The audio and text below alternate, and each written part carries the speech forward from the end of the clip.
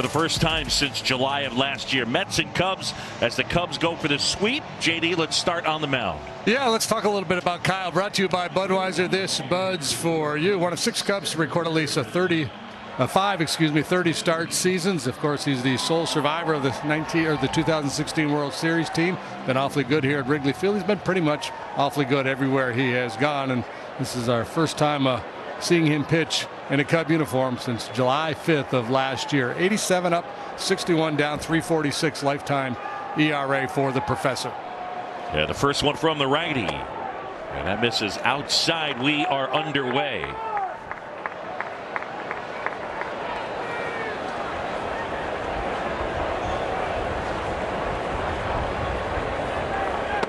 And that one in for a strike. Kyle Hendricks working with Yan Gomes back there.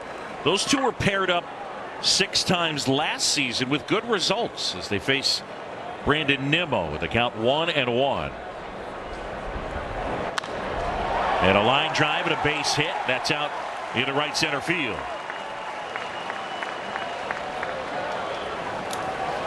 And so with the leadoff man aboard, the Mets lineup, it's brought to you by UI Health. The Mets are 11th in the NL in runs per game. Nimmo, Lindor, and McNeil the top 3. Alonso supplies the power.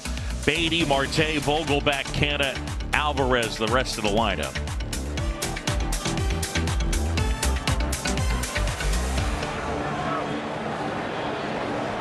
So we'll keep our eye on Kyle Hendricks, first start of the year, and he delivers a strike to Lindor. 3.46 lifetime ERA for Kyle, third best for the Cubs franchise since 1950, trailing Fergie Jenkins and Bill Hands.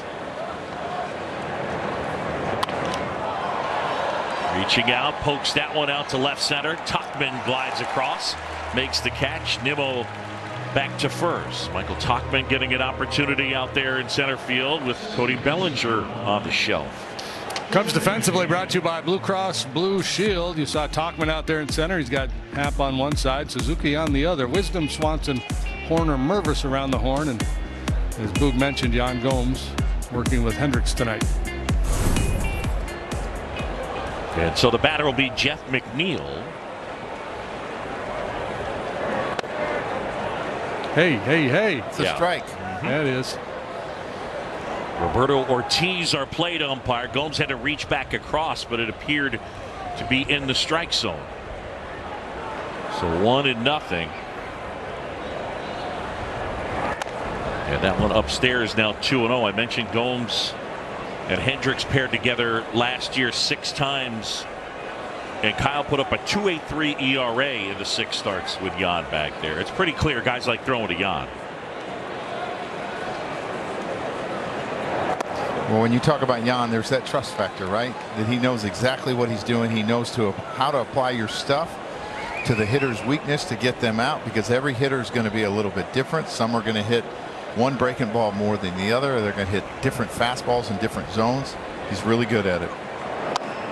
And he fires in a strike. Kyle mentioned last pitch July 5th of last year. That was at Milwaukee. Eventually he was diagnosed with a capsular tear in his shoulder, elected not to have surgery.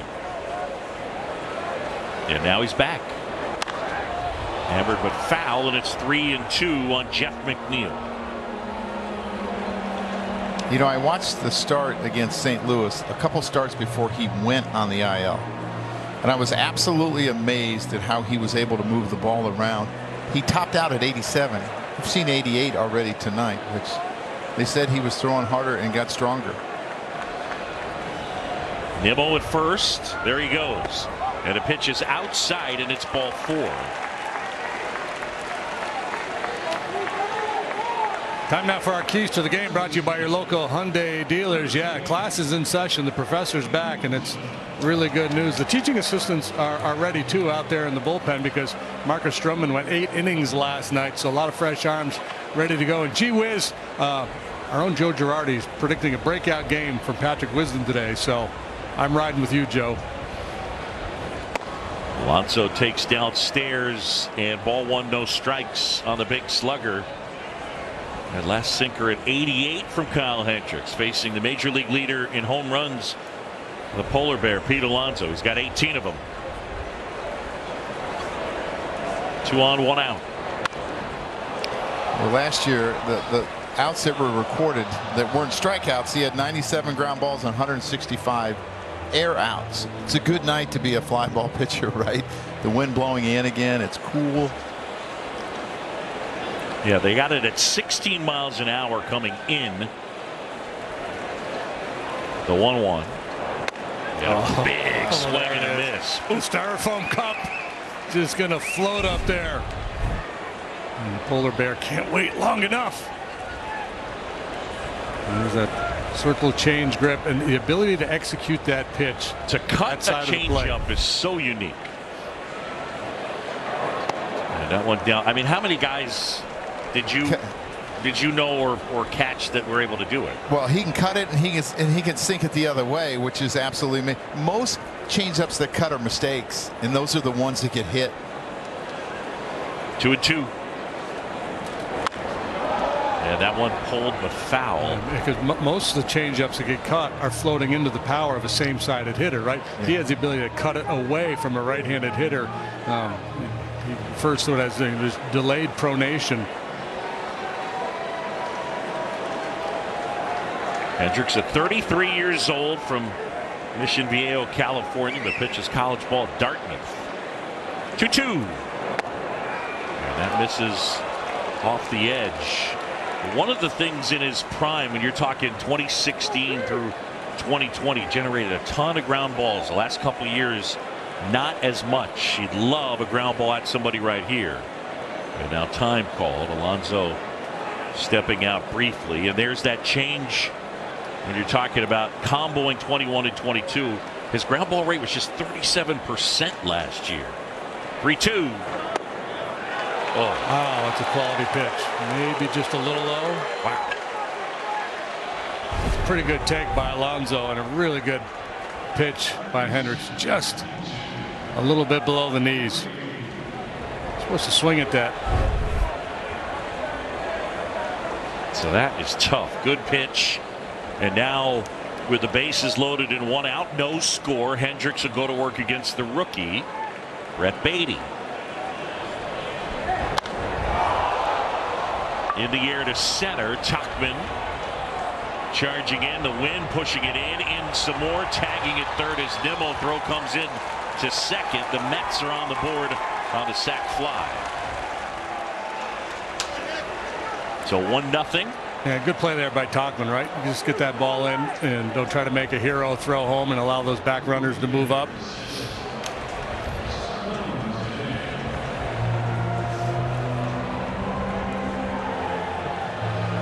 That was 108.3 miles an hour off the bat, and it only went 311 feet. Straight up.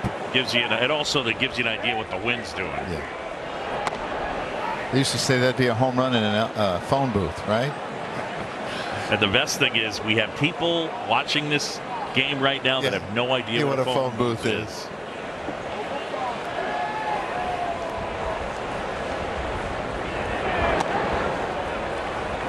You know, I imagine, right? You think about Kyle, and he's pitched World Series games, playoff games, big games. There's got to be a lot of nerves tonight because of what he's went through, right? I mean, there's nerves for everyone's opening day, but because of the injury and trying to get back so hard, there's got to be a lot of nerves. On the ground, that one to third, and picking it up and stepping on the bag is Wisdom, and that's the inning. The Mets strike first. Tauchman, Morel hit sixth, and Mervis, Wisdom, and Gomes for a Cubs team leading the NL in on base percentage and first, or at fifth in runs per game. It happened. Through his eye exercises. What's he looking at in there, Boog? I mean, we got a chart? Maybe. Here we go again.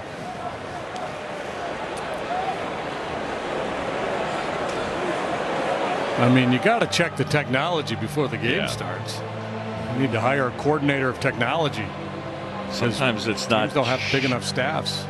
Sometimes it's not charged. I feel like there's some potential for a battery commercial. Yeah, no doubt. That little rabbit come out here banging on his drum. And now Hey, you know what? We've got some time here. Why don't we take a look at the starting pitcher for the Mets? Brought to you by Budweiser. This Bud's for you. It's the veteran right-hander Carlos Cookie Carrasco, and this is what he likes to do. To throw both a four-seamer and a sinking fastball, below average in terms of velocity, right around 91, although it was up a tick in his last start. Change-up, slider, and a curveball. Time on the IL this year with elbow inflammation, so just 18 2/3 innings in 4 starts, and things have not gone his way with an inflated ERA of 8.68. The guy's had a nice long career.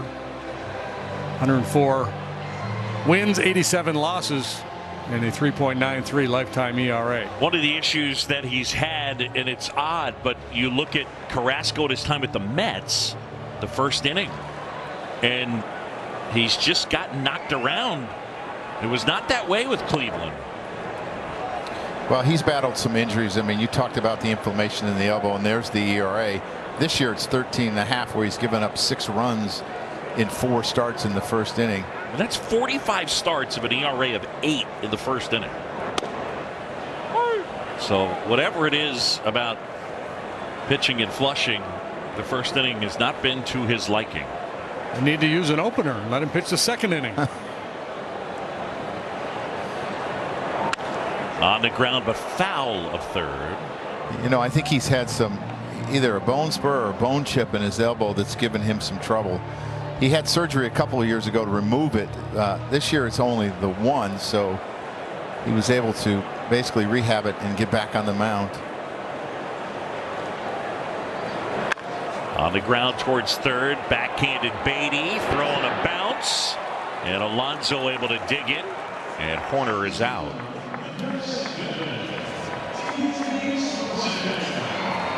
Interesting, you know, he has plenty of time, and it's a backhand that he's going to bounce. I think he has enough arm strength, but there are a lot of times third baseman will do that. It's just easier, maybe not easier for the first baseman, but a little easier sometimes for the throw, and works better on turf than it does on grass, but it worked. And a curveball drops in for a strike to Dansby Swanson. Swanson at 265, the on base 367, and slugging just over 400. Comes up empty there. He's always had a real good changeup. You know, at times we were trying to figure out, is it a change or is it a split, right? I mean, we go back and forth, but they call it a changeup.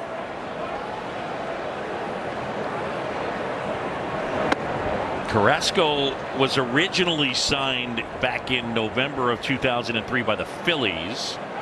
He moved to Cleveland in 09 in the Cliff Lee trade, and then came over in the Lindor deal. Think about it, that's 20 years of baseball. That's a long time. Yep. And if you wonder about the nickname Cookie, Chris Perez, the former big league reliever, came into the clubhouse back in 2011 and caught him eating milk and cookies. That's what it was. Check swing on a ball down and away, didn't go. No appeal to Chad Whitson, and now it's 3-2 on Dansby Swanson. Boog Sciambi, Joe Girardi, Jim Deshaies, Taylor McGregor. Glad to have you with us on a crisp night at Wrigley. Mets leading early. Swing and a high fly ball out towards left center field. This one pretty well struck on its way. Gone! Dansby Swanson has tied it up. His 5th of the year, and it's 1-1. And we talked about Dansby being so good on the fastball. That was a little get-over slider there from Carrasco, and I imagine a lot of the Cub hitters will be sitting soft or looking for spin tonight against Carrasco. This home run replay is brought to you by Toyota, official vehicle of the Chicago Cubs. I guess that was a heater. 93. Yeah. I thought I saw a little sideways spin on it. It looked like he was trying to throw a backdoor sinker, right? And it's kind of what happened to Stroman's fastball to Alvarez last night. He was trying to go away, and it ended up middle in, and it ended up in the left field bleachers.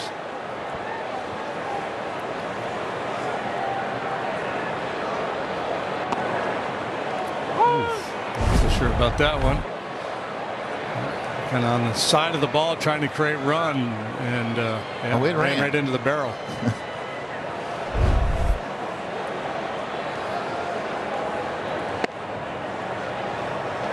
So for Carrasco, the first inning troubles continue. Stroman, you're always happiest after a good start, right? He's feeling pretty spicy tonight after what he did last night. 1-2. Happ laces that one right field, and Marte is there. By the way, for Carrasco, he's given up 5 homers this year, 3 of them in the first inning. And when you look at the Mets pitching staff, that's what's plagued them all year. Walks in the home run ball. Number 1 in giving up home runs this year. First inning always a danger spot for a starting pitcher, especially on the road. Different mound, different field, different look. Got to, you know, especially a guy that's been around as long as Carrasco. You've mentioned the injury, so you got to get those bone chips aligned just right, so you get through the lineup a couple of times. Did you pitch with bone chips ever? I don't know. Pretty good chance I had some in my elbow at some point along the way. Yeah. See, I had first inning issues, my friend. Oof. Did you? Oh, It was the bone chips.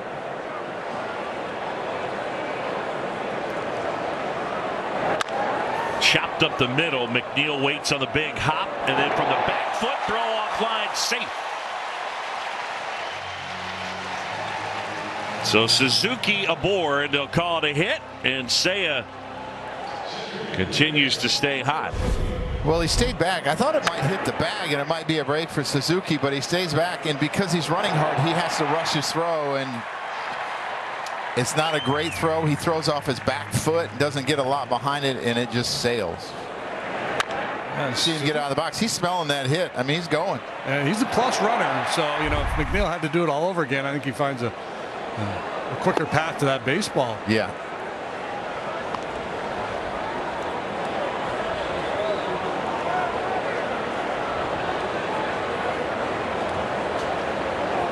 Ball, no strikes to Tauchman. On the ground, and McNeil gobbles it up and throws him out, and that's the inning. But Dansby Swanson puts a charge into 1. The Cubs get the run back. We'll head to the second.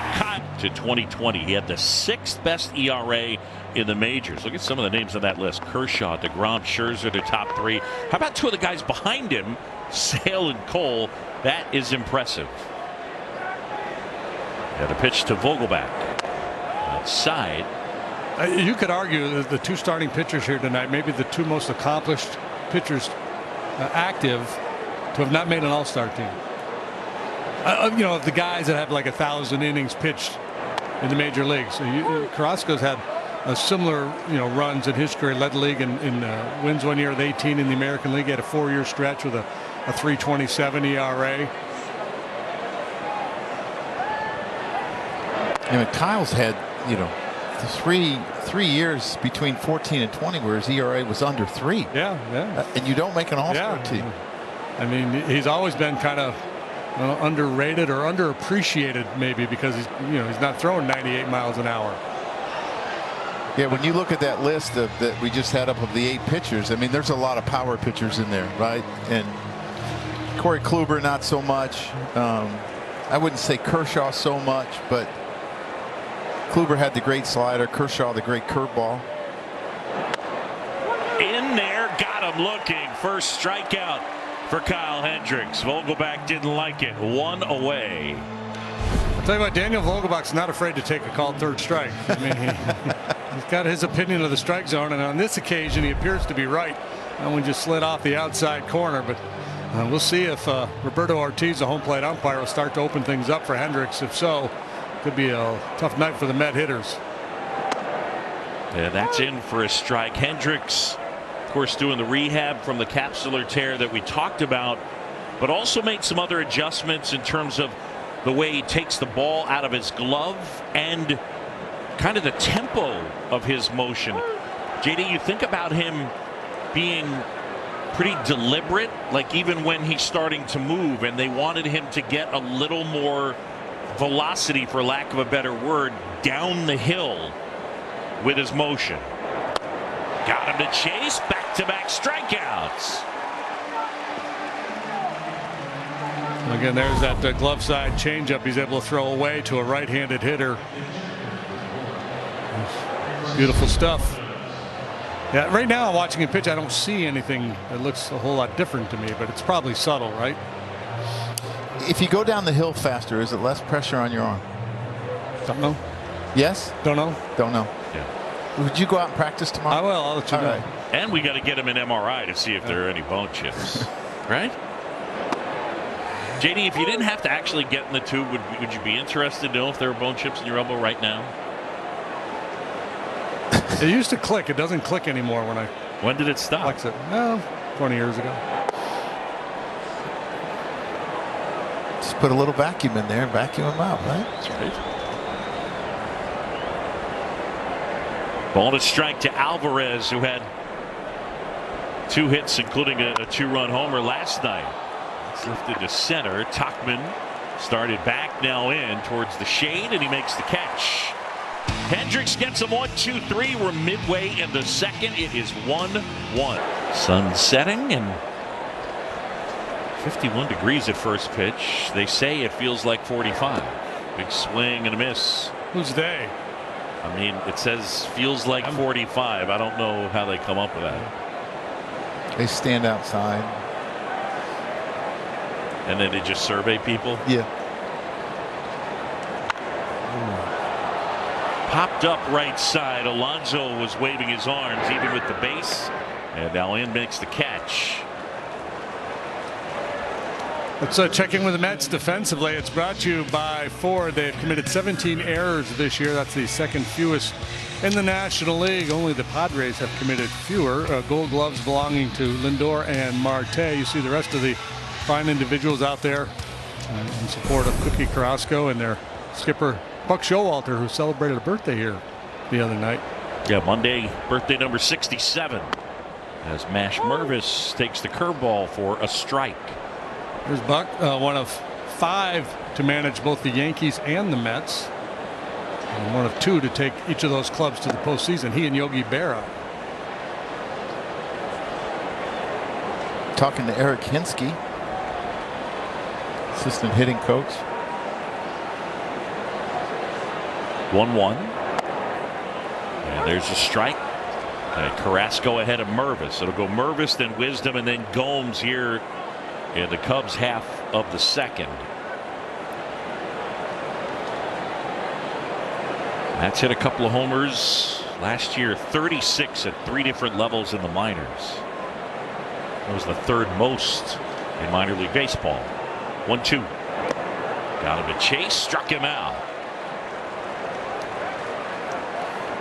Well, I felt like he got out of his at bat on that second strike, that was called on him that he thought was up. And that's one of the interesting things, that hitters can't really voice their opinion very long because the pitch is coming again, right? So probably save some guys a little bit of money.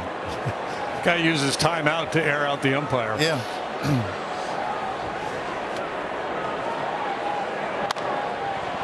Wisdom pops it up. And Alonso pulls it down.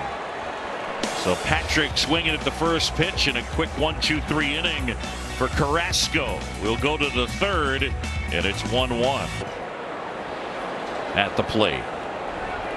Hendricks back to work. Check swing. And he went, says Bill Miller. Second time through the order, Uncle Charlie makes an appearance. Seen a lot of that from Kyle in recent seasons. Yeah, he did. Hammered but foul. One of the things about Nimmo is it's so important to get ahead of this kid, because when you're ahead of him, his on-base percentage drops 225 points. It's over 500 if you're behind him. He got behind him the first time, ended up on first. He's ahead of him this time. Put him away.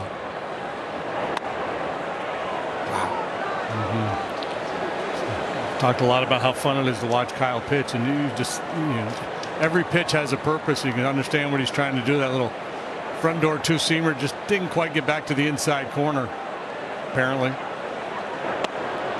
Check swing, and he went too far, struck him out. And how about Kyle settled into a nice groove. He's set down 6 in a row. Yeah, got Vogelbach looking, and then a couple of swinging strikeouts on the changeup, and perfectly executed on the plate, diving down below the knees. If you start that one too far out, it's an easy take for the hitter. You start it on the plate, let it run down and away. That's when you get the chase.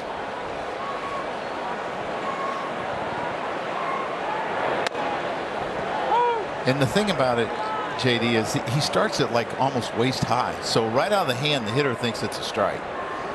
And that's what Senga wasn't able to do with his split last night. There were a lot of balls out of the hand. Oh, yes, Roberto, come along for the ride.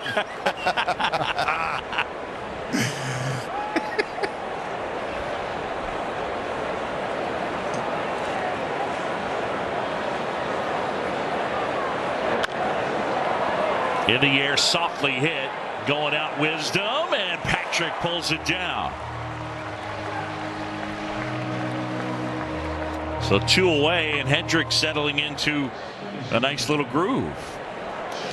Yeah, if you get a chance to watch Yan Gomes in this replay, he'll start to set up in, maybe to try to deke Lindor, or maybe he feels that someone's trying to give him location, and then he goes back away. I love it. Always trying to protect your sign and your location. Hendricks delivers. And a curveball in there for a strike. Hendricks, of course, acquired in the Ryan Dempster trade July of 2012 along with Christian Villanueva. And Villanueva was actually considered the better prospect, although they asked for about 15 guys and the Rangers said no, and then eventually settled on Villanueva and then settled on Kyle Hendricks. They really liked his makeup, and he's turned out to be a really good starter. You know, real quick, you said he was traded for Dempster, right? Dempster was here the last 2 nights. He was. Kyle's active. Did Dempster get sent down? Dem got sent out. Got sent home. Line drive sliced out into left center field, and a base hit. Happ up with it and quickly fires it into second. Well, I'm going to use it. You ready? That was a nice piece of hitting by Jeff McNeil. That was an odd piece of hitting, but talk about handling the bat. He's got great bat to ball skills. Watch he reminds this. me of Nico Horner, and you look, it's almost like he's starting to run out of the box. It's almost a little bit like Ichiro, but you see him put like a governor on his swing. And he stops his swing. He just kind of punches it. Yeah. He can get some weird swings and some weird hits. He's amongst the league leaders in infield hits with 9, but that one he got to the outfield. That's how you lead the league in hitting. Yeah. What he did last year. And the bat to ball skills. Looked like he was playing cricket, just defending the wicket there. And McNeil led the majors in hitting. He edged Freddie Freeman by a point for the NL batting title. There's a strike to Alonso. You know, I love what he did there. He went down and away and up and in. If you go the other way, a lot of times the right-handers, they'll pound you. If you go up and away and down and in, they'll just drop the head of the bat. But really good job of pitching by Kyle. I tell you what, guys must go up there and say, I'm going to crush him, right? Because they don't have to worry about velocity. And you just don't get good swings at it. Yeah, and I think it's the kind of thing where as the game goes on, he gets in their head too. When he's locked in, they get caught trying to guess with him, and they usually guess wrong. 2-1 swing and a miss. 2-2. Right, and his changeup does so many different things. That one was almost straight as can be, right? It's pretty straight with a little depth. Some have a lot of depth. Some have that, like the slider action that you talk about. How do you know which one you're getting? I mean, that one right through the heart of the zone. Yeah. Had a little depth, but not as much as we've seen tonight. 2-2. Fouled back. Alonso able to spoil that one. Pete Alonso. So you think about it, 88 and he got jammed, right? So in his back of his mind is that slow changeup that he doesn't want to look silly on.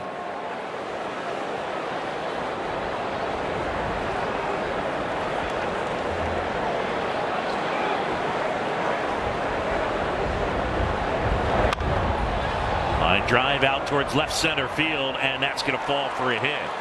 Happ up with it, gets it in. And so 2 base hits here back to back. In both instances, the hitters were fooled, but McNeil and now Alonso staying in the zone, staying long with that swing through the zone, really fighting to hang in there. Impressive work by Alonso. He's had 2 good plate appearances tonight.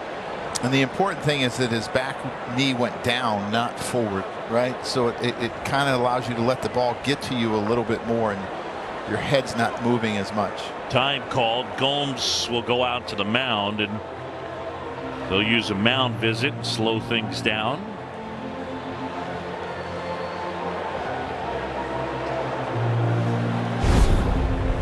Yeah. So you look at this, right?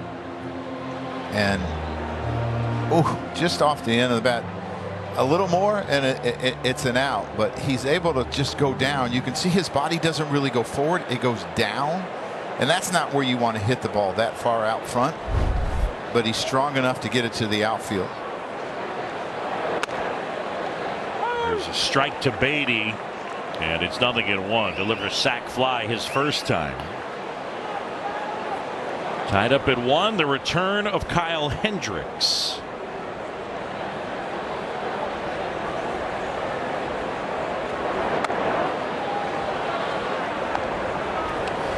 And you wouldn't think a guy that was throwing 87, 88 would pitch up in the zone a lot, right?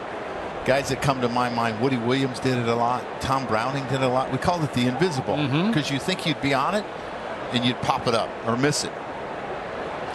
Yeah, 1. That's an adjustment he's made as time has gone on with hitters going into launch mode, being able to take that low ball and lift it. I think he realized that he needed to pitch up there a little bit to try to neutralize that some. Yeah, 100%. I mean, one of his big things is reading swing paths.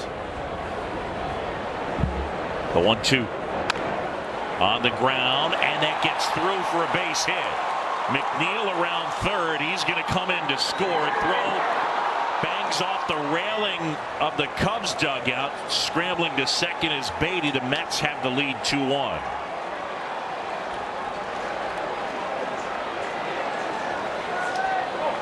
Yeah, it looked like Mervis could have played this ball. It's a tough read to kind of that tweener, and he decides to go to the bag thinking that Nico's going to be able to make a play on it. He could not.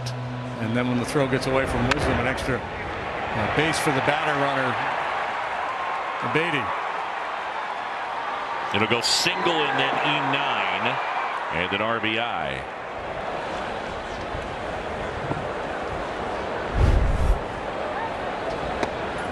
Swing and a miss. Had a good changeup, and it's 0-1. The last 3 hits have come on 2-strike changeups, right? Some of them have had more depth than others. That one did not as well.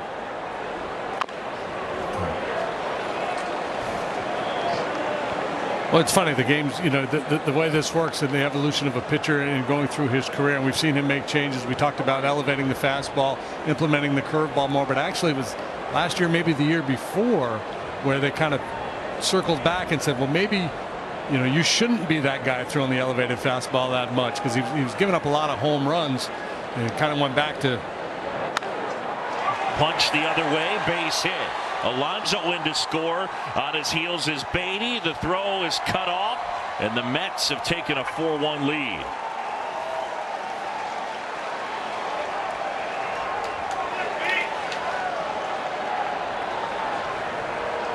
And Tommy Hotovy going to visit the mound. Looks like they're just all kind of sitting on changeup now, right? They made the adjustment the second time through where they said, hey, you're going to see 2 or 3 changeups at bat. Just wait till he gets one up in the zone and try to, hit it through the middle or the other way. And it's worked for the Mets. I mean, this is a veteran group with a lot of smart hitters on their club that have played in a lot of big games, and they made the adjustment. 4 straight hits with 2 strikes, none hard hit. Downstairs, and here is Taylor McGregor. Just something to keep in mind. This is the first major league game that Kyle Hendricks has pitched in with the new pitch clock. He did have 5 starts in the minor leagues getting adjusted to the new rules, but a lot of the guys had said they see it and feel it the most in situations like this, with runners on, when the other team starts to do damage, when you want to make an adjustment and you just simply don't have time. So maybe that was part of the reason Hottoby came out there to just kind of give him a second. One of the things with Marte, he's not hit as much as he did last year, but he is running a lot. 13 for 16 in stolen bases, only 18 stolen bases last year, so you got to pay attention. There he goes. Gomes' throw is too late, and it's a stolen base. Marte into scoring position.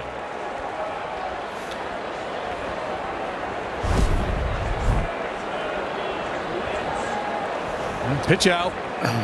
Marte got a good jump. The throw was high. And the Mets really pushing here in the 3rd. Only Elvis Andrus with more among active players. Just think about Billy Hamilton. If he would have been an on-base guy, how many stolen bases he would have, right? Yeah, I mean, he hit 200 a lot of years, right? I mean, you see him in that list. It's amazing. it feels a little bit like if I were 50 pounds lighter, I'd be skinnier, you know? I mean, I get you, but. What I'm saying is it's amazing that he has that many. Yeah. That's a fair point. Yeah. Bring him up. Vogelback takes a call, 3rd strike for the 2nd time. Mets score 3 times. It's 4-1. Has been optioned to AAA Iowa. So the news for Madrigal to get down to Iowa, get more consistent at bats. Just for reference, guys, he had 98 plate appearances this season, which is about half of what an everyday player gets. So the fact he'll be able to head down to the minor leagues, get everyday at bats. David Ross says we need him to be consistent in order for this team to be successful down the stretch. So Madrigal down to Iowa's. Gomes doesn't go that time. 1-1 on Yan. David Ross has been fairly pleased with what Nick Madrigal did defensively. But again, yeah, looking for regular at bats, and he will get them at AAA. Yeah, and it seemed like he swung the bat better earlier. You know, when you get playing a lot in spring training, you get in a rhythm, and then when you don't play every day, you get out of that rhythm.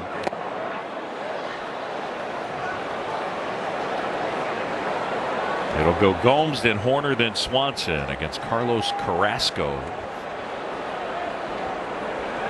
I think the problem that faces Nick Madrigal going forward is, you know, you can get all the regular at bats you want at AAA and still come up here and probably not get regular at bats, right? Yes. So he's still going to be a bench piece, and that's where he adds value coming off the bench. You know, but yeah, there's certainly to go down to AAA and get some ABs under your belt, and you know, hopefully earn a promotion. Ball got loose from the bleachers. Marte will grab it. I think it's important for players to understand too that you're not only playing for your home club, you're playing for the other 29 as well, right? I mean, things happen, trades happen, opportunities happen, that you got to make sure that you're ready to go. On one bounce to Lindor, and Gomes retired. Cub fans, go to MarqueeSportsNetwork.com for the latest Cubs news and in-depth feature stories presented by Jeff Vukovich, your local nationwide insurance agent. Visit JeffVuk.com. Nationwide is on your side. Nico Horner now. Nico grounded to 3rd his first time. Carrasco working off the extreme first base side of the rubber there. Looks like he's barely making contact with the corner of that slab.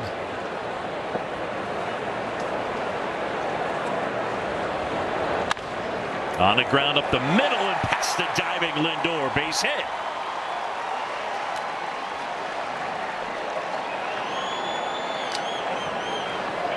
Well, this looks like another hanging breaking ball. Swanson got the fastball up. He gets the slider up, and Nico's been very good on hanging off-speed pitches, balls up in the zone, and he hits a bullet past Lindor. No chance to get him. Chance for the Cubs to try to get back into this one. There's Swanson, who homered his first time.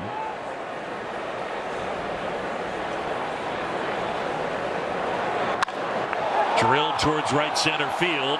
Marte cutting across. So now they're 2 down. You know, you look at Carlos Carrasco and what he's been through, besides injury. You go back to 2014 and he had a issue with his heart. He ended up having a minor heart procedure. In 2019, he was diagnosed with leukemia. Was able to beat that. And so his journey has included a lot of stops medically. 36 years old. He has not been the same pitcher with the Mets that he was with Cleveland. Well, I think injuries and age probably have something to do with that. But the one thing is he's beloved. I know he's beloved by his teammates in Cleveland, in New York. Yeah. People pull for this kid because of what he's been through. 11 years with Cleveland and a 3.77 ERA. This is his third year of the Mets. 16-14 with a 4.85. 15-7 last year with an ERA just a touch below 4.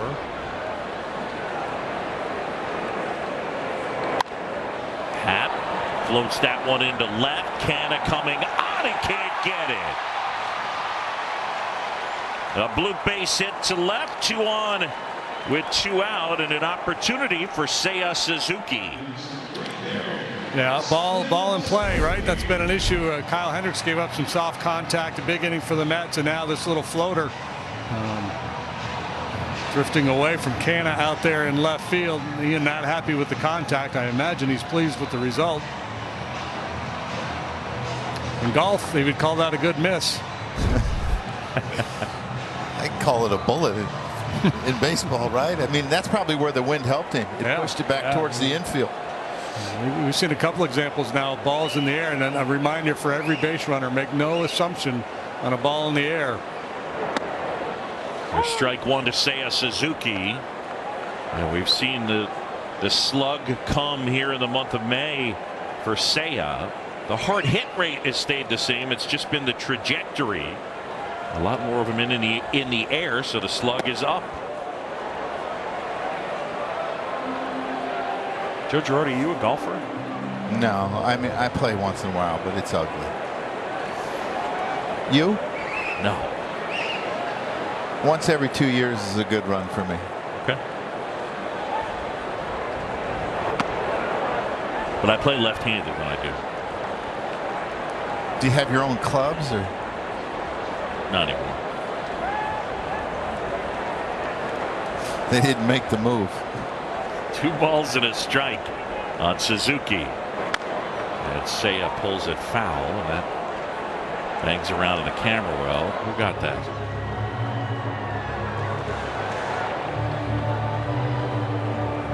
Jason, nice job.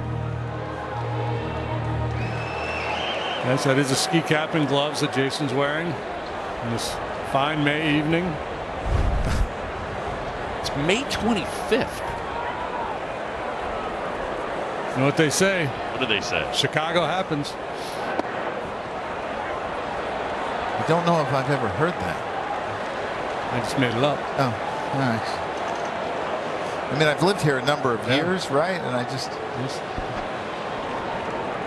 still there are folks out there in shorts and short sleeves.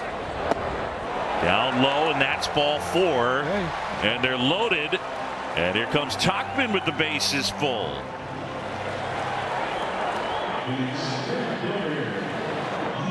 Dunkin' Rewards are a hit. Save them, stack them, use them how you want. Not a member? Join on the app today. Mike Tauchman grounded out his first time. So you know what I'm going to do right here Tell on me. my scorecard, or this little box here. I'm going to highlight. I'm going to put a little square around it because this is very important, that bat right here. Okay. So if you're keeping score at home, feel free. The highlight. I just highlight. did it. I just did it. And the other thing, if I were Buck Showalter, I don't know who positions his outfielders. I'd probably move Mark Canha in a little bit. Yeah. Tauchman really good at shooting that ball to left. He's moving towards the line a little bit now, is Canha. But you'd have him come in. Well, the way the wind's blowing, and you know the power is going to come to the pull side, and the ball to that side is more likely to fall in front of him. Ball one. Alvarez able to keep that in front. Nico Horner at third. Happ at second. Suzuki at first. So the wind hurting Tauchman right now.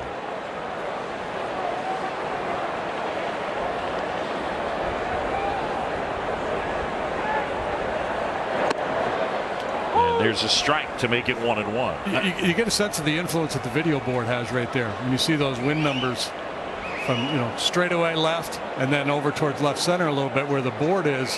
Yeah. Takes that wind out of play. Some. If you're interested in math, those 5 numbers add up to 60 minus 60. That was quick. Quick ciphering on your part, Jethro.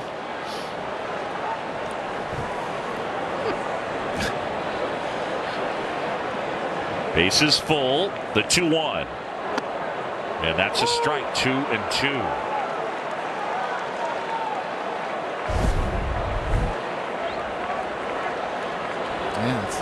Yeah, it's pitch. almost the perfect pitch, right? It's a pitch that Tauchman has handled the last couple days, though.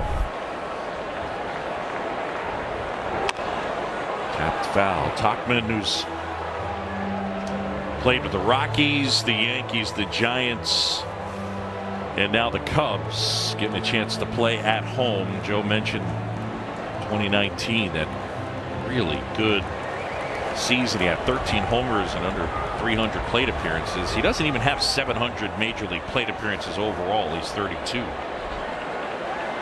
2-2. It's softly on the ground right side. McNeil throws him out, and the Cubs leave him loaded. Mets on top. It is 4-1. Steep trades, stocks, options, futures, crypto. Foul ball. Used to play mound ball. It was just $1.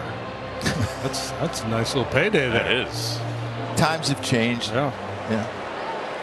I mean, how long ago was that you were playing mound ball? A few years back.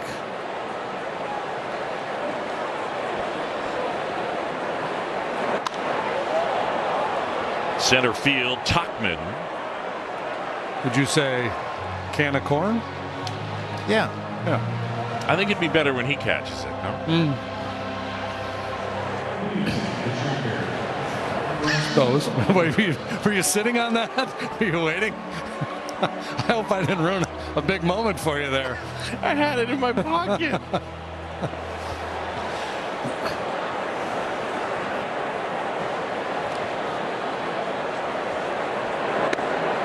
Hendricks here tonight. JD, what have you seen? Just one ground ball out?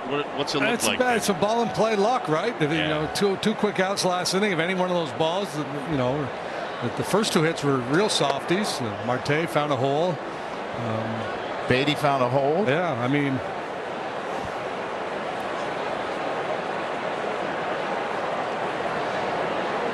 Yeah, the 4 hits, none of them were hard hit. Here comes a 1-1. I think he would probably tell you after the game that he's made a few mistakes with his changeup in the zone. The ones that have flattened out a little bit on him, he's actually gotten away with a couple. But in terms of just the look of his pitches, the shape of his changeup and curveball, it all looks good. It's softly out to Swanson, who has it, unloads, and Alvarez is out. So with 2 away, the Mets leading 4-1. This Cub game available in Spanish is brought to you by Toyota on your SAP audio setting. It's provided by Tudian, Univision Sports Chicago, 1200 AM.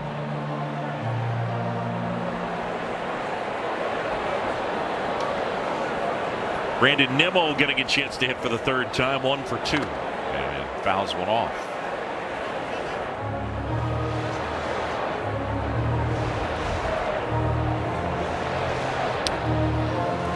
What do you make of this Met lineup? They're 11th in the league in runs per game. Last year they were 3rd, so they were productive, but so far not so much this year. There's a lot of averages that are down, right? When you look across the board, Lindor, McNeil, Alonso, Marte, they're all down. Canna down, right? Alvarez has been really good. I mean, their catchers hit 7 home runs last year. He's got 6 already, right? So, but the guys that they're counting on, they have not had the years that they've had last year.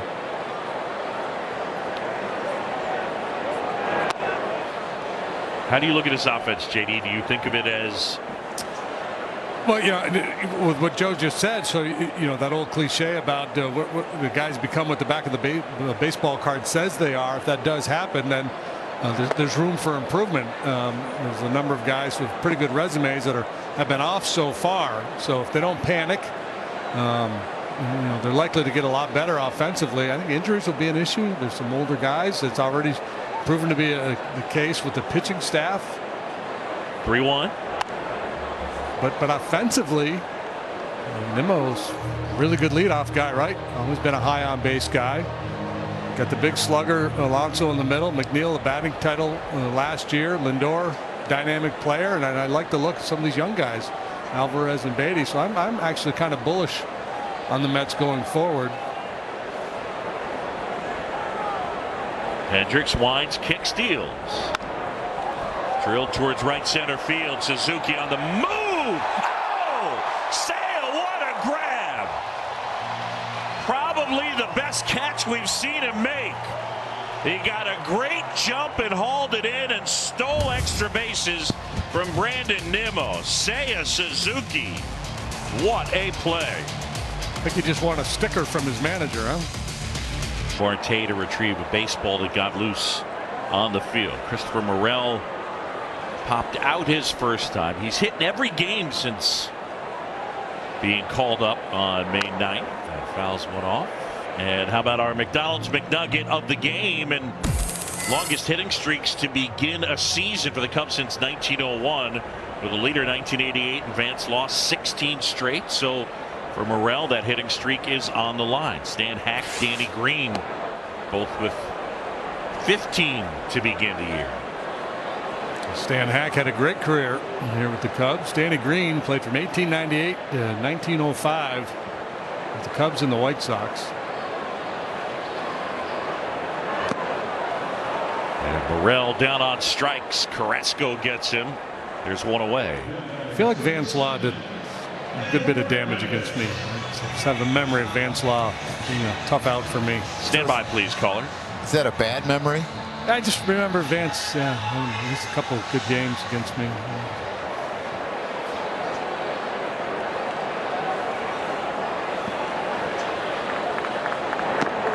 I think the game plan for a lot of clubs against Mervis is elevated fastballs out away from him and then soft. That's going to be the challenge for him. Middle in, he's good. He drops the head on it. He hits it really hard.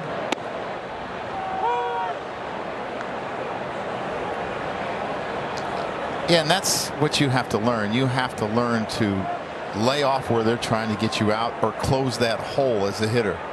It's a progression, right? You look at Christopher Morel. He's hit breaking balls that are strikes. So what are they doing? They're starting to throw him below the zone to him, and he's swinging and missing him, and he's got to learn to lay off of those. They're going to test you. Vance Law, by the way, 7 for 13 with 4 walks against you. That's pretty good. Any damage like homers? No damage.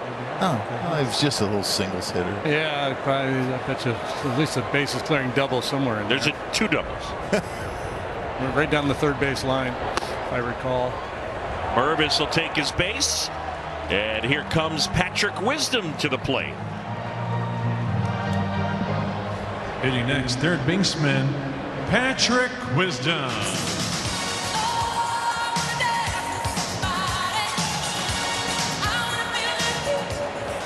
Whitney Houston as a walk-up song. We mentioned it last night. I asked him today, okay, tell me the reasoning behind the song. And I think a little bit was just changing things up, see if, that might help with some hits at the plate. But he said he also had intention. He wanted a song that everybody knew. And he asked me, he said, did you hear anybody singing along? And I said, well, I was singing along. I don't know if that was your intention.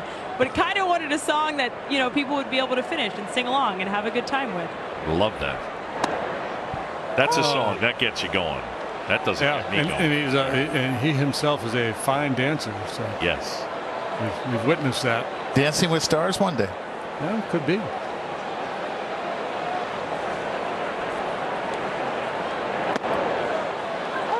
Strike 2. Yeah, he ditched Loud Luxury. That's the name of the group, and the song that he did come up to was Body.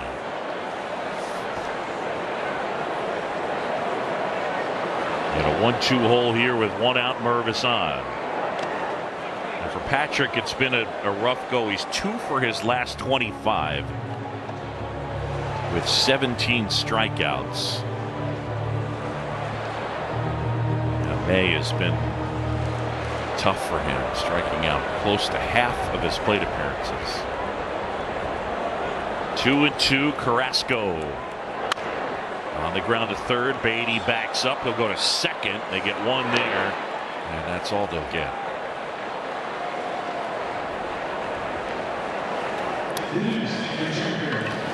The 50-50 raffle will have a guaranteed jackpot of $50,000 tomorrow through Sunday. Fans in Illinois can purchase tickets starting tomorrow at 11 a.m. through the end of Sunday's game at Cubs.com/raffle or from a Wrigley Field raffle ambassador through the 8th inning of each game. There's an ambassador. Yeah.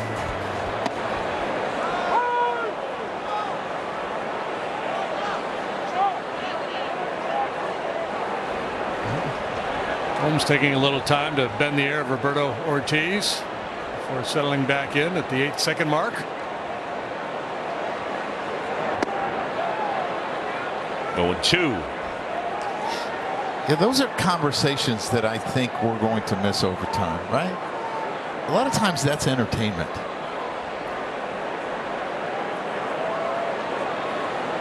Oh, 2. And pulled.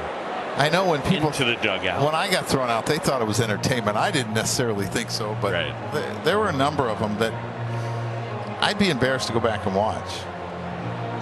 A lot of hand gesture. Your greatest hits, you'd feel.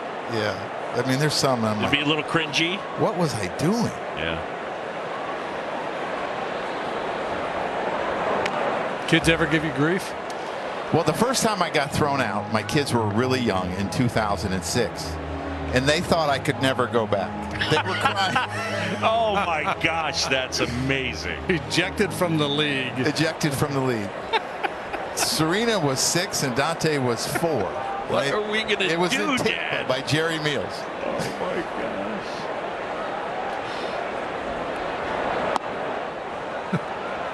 gosh. We were kind of digging this big league lifestyle. Yeah. Ugh. Good seats, good food, right on the team bus. Now we can never come back.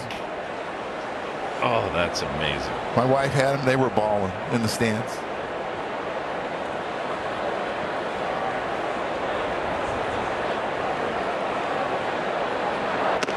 Up and in, and now 2-2 on Yan Gomes. I was trying to get him to chase away, so it looked like he tried to straighten him up a little bit. Jan says, how are you going to do me like that, former mate? Yeah, I caught you. I put a lot of right fingers down for you. I didn't push the buttons, but I put the fingers down for you. High fly ball. That's pulled foul. Well, Joe, we'll see if we can get Mitch to, before the end of the year, come up with maybe a greatest hits, a montage. Oh, yeah, there's some embarrassing ones. Mitch, by the way, is back from vacation, JD. Oh, in the welcome back, Mitch. Yeah. Good to have you. Really nice to have him back. Tony Pena would always say, when my finger went up, right? Oh, he knew it. Then it was done? I was done. I'm out. Just hand him the lineup card when I walked by. Him and Rob Thompson. 2-2. Marte drifts back, and he's got it, and that's out number 3. End of 4, and the Mets have a 4-1 lead on the Cubs. it 4-1. They got 3 with 2 outs in the third. And the first offering misses. You know what I don't like about digital video is how quickly people can find stuff. Yeah. Right? It's just it's not fair.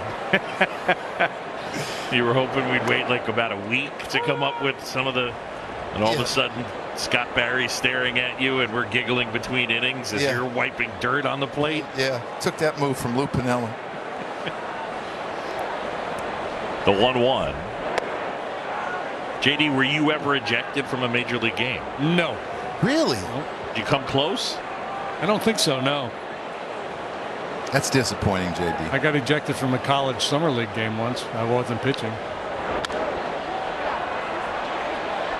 Popped up, third base side, Wisdom will run out of room. Okay, what'd you do? I just being an idiot in the bullpen, yelling at the umpire. He threw me out. I don't remember really having too many beefs with the umpire. I mean, because as a pitcher, it didn't really serve you all that well to get too animated with the umpire. I remember Bruce Fleming yelling at me in Montreal once. Good old Bruce. Very first pitch of the game I thought was a strike. He called it a ball, and I kind of did a double take. And then the very next pitch I thought was plainly a strike. He called it a ball, and I just walked about halfway in and got the throw back from the catcher and muttered something under my breath in his general direction. And I turned around and walked back to the mound, and I just heard this explosion. Spanky was just lighting me up, and I was like, okay, we're good. I'm done. Got a lot of family here. Don't kick me out. Thrown 2 pitches.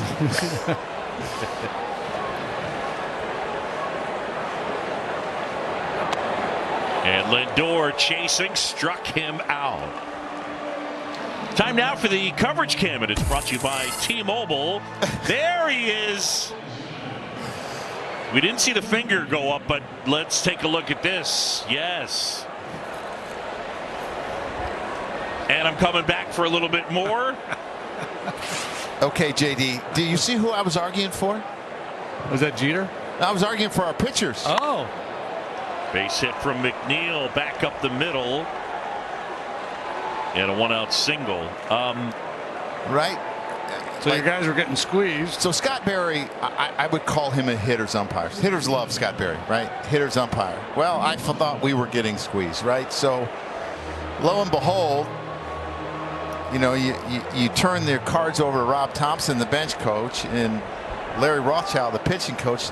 Those 2 guys are sitting next to me an inning later. I'm like, do we have enough coaches out there now? They both got tossed. Oh, yeah. Oh, wow. Tomper went first and told Larry, whatever you do, Larry, don't get tossed. Because Larry's managed, too, right? About 12 seconds later, Larry was gone.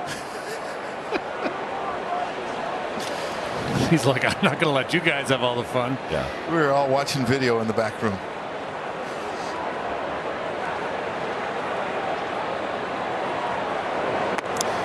I know David Ross said there's no limitation. Kyle Hendricks' high mark was 82 his last start, which was 5 days ago.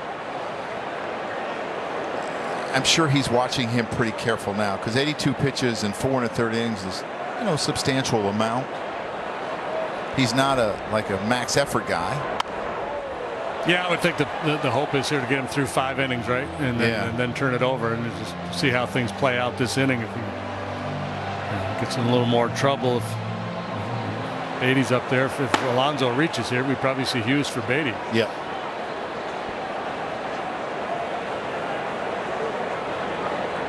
Get you a nice little double play ball, and that'd probably be it. Giddy up.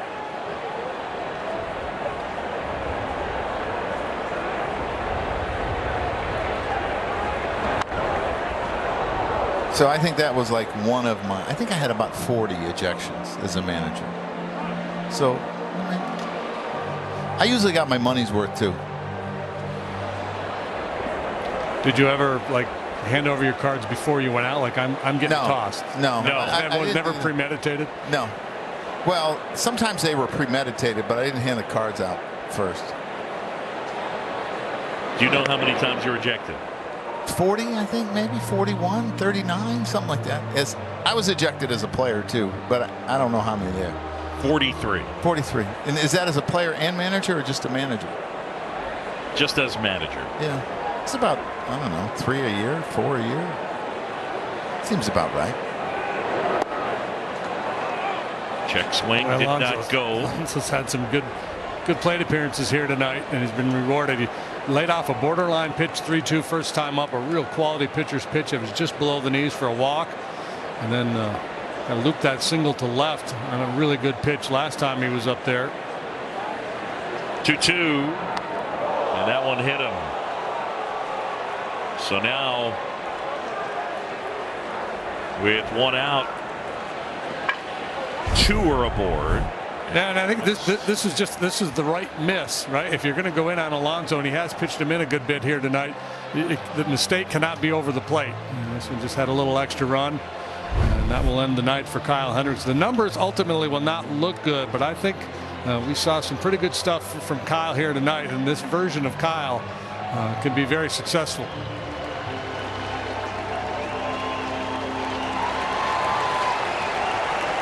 Welcome back, Kyle. The social scene brought to you by Miller Lite. The fans give him a hand as Bill Miller checks his hands and the glove. Pitching change brought to you by Lakeside Bank. Lakeside Bank, it's about time. And good to have Kyle back.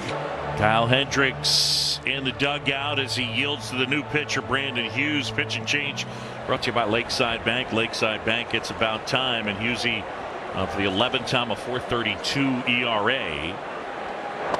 And he began the year on the IL, and he's done a turn on the IL.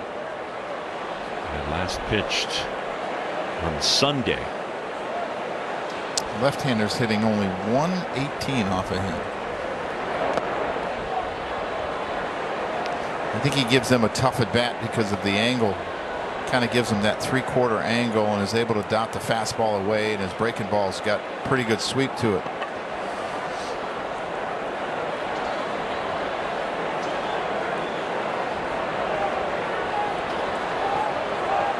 Wow, what a jump. And the throw goes into left field, and the Mets are going to steal the run as McNeil caught Hughes sleeping, and then Gomes, I think, probably ill-advised to even throw. And he threw it into left, so now it's 5-1. Yeah, the one thing you don't want to do as a catcher is rush, and you got to understand when you don't have a chance, just eat it. And Yan Gomes rushes, and it ends up turning out poorly for the Cubs. I think he knows if he had to do that over again, he wouldn't have thrown it. You see him, he kind of throws it sidearm so he can get rid of it quicker, and you see the frustration.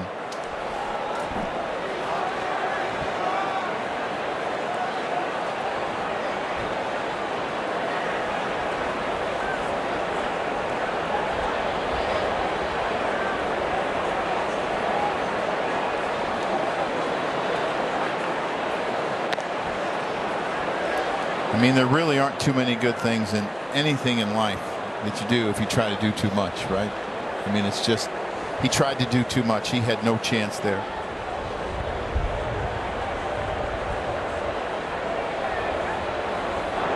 Swing and a miss. Got him on a 3-2. And there's 2 down. One of the runs in the third inning was unearned. The throwing error from Suzuki allowed the batter runner to move up and ended up leading to an unearned run. And there's Hughes coming back to finish off Beatty with that good slide ball.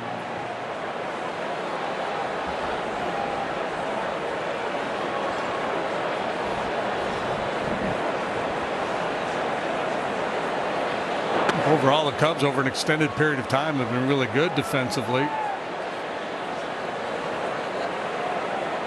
Yeah, I think overall the net has been positive defensively.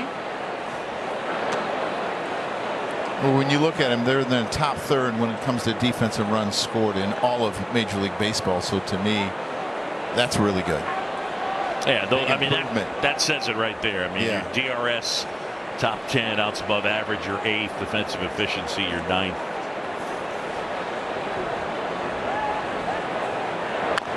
And I think that's what the hope was. You go out and you get your hands on 2 elite level defenders in Bellinger and Swanson. And I think they were hoping they'd be in the top third at least in terms of team defense. And knowing that you don't have a huge strikeout staff, right? That guys put the ball in play, you have to play good defense behind them. Yeah, it's a soft contact staff, no doubt. And a swing and a miss. Marte misses that downstairs, and T-Mac. Conversation. Last season, the Cubs were minus 24 outs above average, which was 4th worst in the National League. This season, they're plus 6 outs above average, which is 5th best in the National League. But for more context, last year there were 12 teams that had negative outs above average marks. 3 of those teams have improved to positive this season. Cubs are one of them. Giants and Rangers the other 2. Yeah, I mean, it's the Phillies last year, they got better as the season wore on, but kind of an outlier as a below-average defensive team that was able to succeed. Mervis able to beat Marte and get to the base, and Hughes gets out of it. The Mets, however, add a run. We're midway in the 5th. Network. Nico Hoerner now smacks that one out at right center. Nimmo got a good jump and able to haul it in.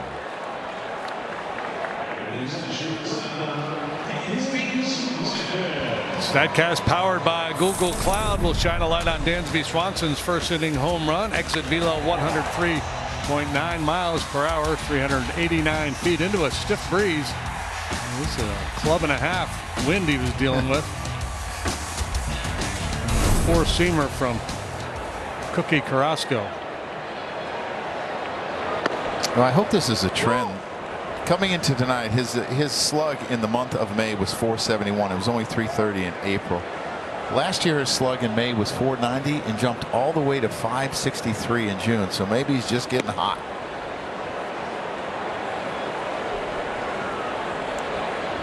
I think he got a haircut. Yeah, he did. A little haircut, a little beard trim. Tightened it up a little bit. Maybe he knew that it was going to be windy and the wind resistance, right? Helps. Yeah. A little shorter hair. Oh, no doubt. Be a little. Is that your plan? Just a little more aerodynamic. I know that's why I go with mine that way. I'm way faster. Had caught Curtis Leskanic when I was in Colorado, and he used to shave his arms, and he said it was for wind resistance. I swear to God. No way. I mean, there are some funny things that players do. He was one of the funnier guys I ever played with. Wind resistance. Wow. Inside. Trying to wrap your arms around that? A little bit. Yeah. It's funny. I have a picture of Curtis Leskanic in my brain wearing, I think one of his kids made a paper tie for him for Father's Day, and him walking around in a T-shirt wearing that. Swanson has gone on strike, so there's 2 away. Changeup's been a good weapon for Carrasco. He has not pitched beyond 5 innings this year. This is his 2nd start since coming off the IL. Well, when you look at the production against his 4-seamer, 2-seamer, curveball, slider, change has really been his best pitch, and it's been his best pitch for a long time. There's another one. I mean, it's just got that. It's almost like it's a split action, right? It's got that dive at the end.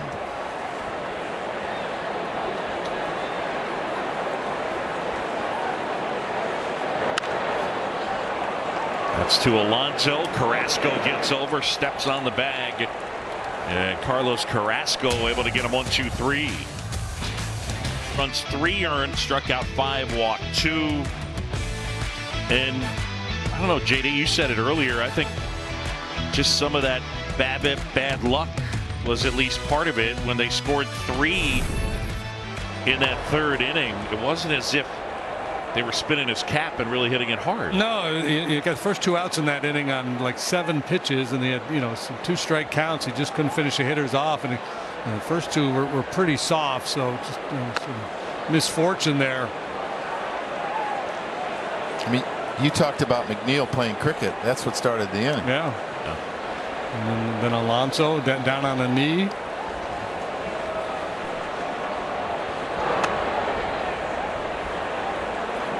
Vogelbach's Has struck out twice tonight, looking each time. He's had some beefs with the home plate umpire. I think he's had some calls go against him when pitches off the outside corner. So Rucker walks Vogelback. Vogelback walking in about 18% of his plate appearances. I mean, again, he's a guy who will take a fair amount of pitches, certainly takes his walks. The leadoff man is on. Here's Canha. 22nd walk of the year. I mean, I talked about it yesterday. I don't think he swings enough. I really don't. Well, there's some guys you're like, well, he could turn that walk into a double with a stolen base, but that's not the story of Big Dan, right? Big bogey. Yeah, so you'd probably want Oglethorpe swinging a little bit more, just trying to hit it out of the ballpark.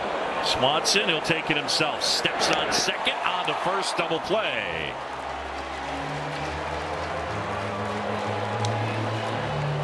Well, that'll clean it up, and this double play is brought to you by Elgin Hyundai, home of the 20-year, 200,000-mile warranty on every new car. That's pretty handy. Nice, big, convenient hop up to the chest. A little step, a little flip. Maybe without the haircut, JD, he goes to the corner instead in that spot. It might be a step late without the haircut.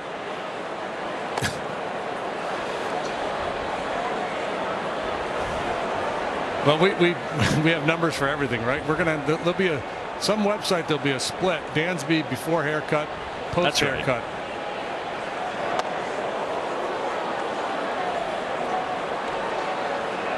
Michael Rucker on Saturday pitched in Philadelphia 2 1/3, 62 pitches in that outing, so he's been down for a few days. He's allowed 2 runs in each of his last 2 outings, accounting for half the runs he's allowed this year.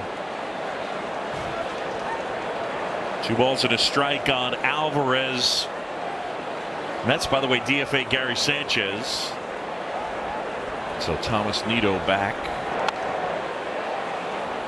Yeah, he got a quick tryout, and it's a lot of pressure on a player to have to produce when you get a couple of starts, knowing that Nido was coming back. Probably didn't have options, so. Gary Sanchez, by the way, we're talking about the other night. He's the highest home run rate among catchers all time. Backhand, Wisdom, long throw. Wow, great effort by Patrick Wisdom. And he gets some help over there from Bill Miller. Gave it all he had. It'll be an infield single. Well, you look at this ball. I mean, this is a good job by Patrick Wisdom. He gets rid of it as quick as he can. I mean, those are plays that I would see Manny Machado make, and I would just be in awe. But that's a really, really tough play. And get out of the way, Billy. What's incredible to me is the accuracy that these guys have when they make throws like that. Well, you managed the guy that kind of made that play the trademark, Derek Jeter. Yeah, Jeet.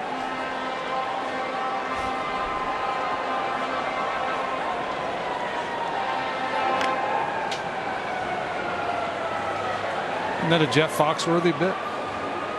Jeet.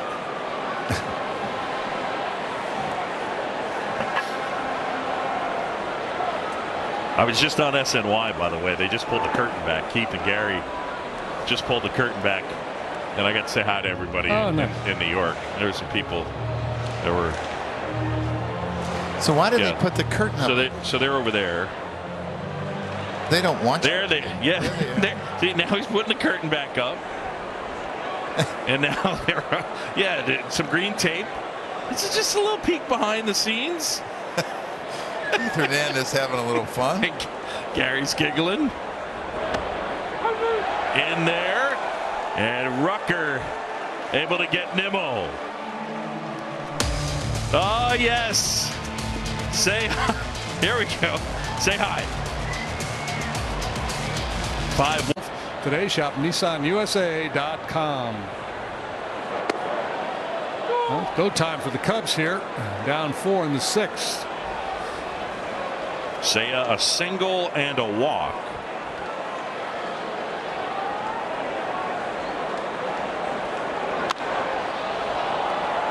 It's under that one, lifts it in the air out towards center, and Lindor the call and the grab. Initially, it looked like that one was headed towards Nimmo, and he couldn't find it.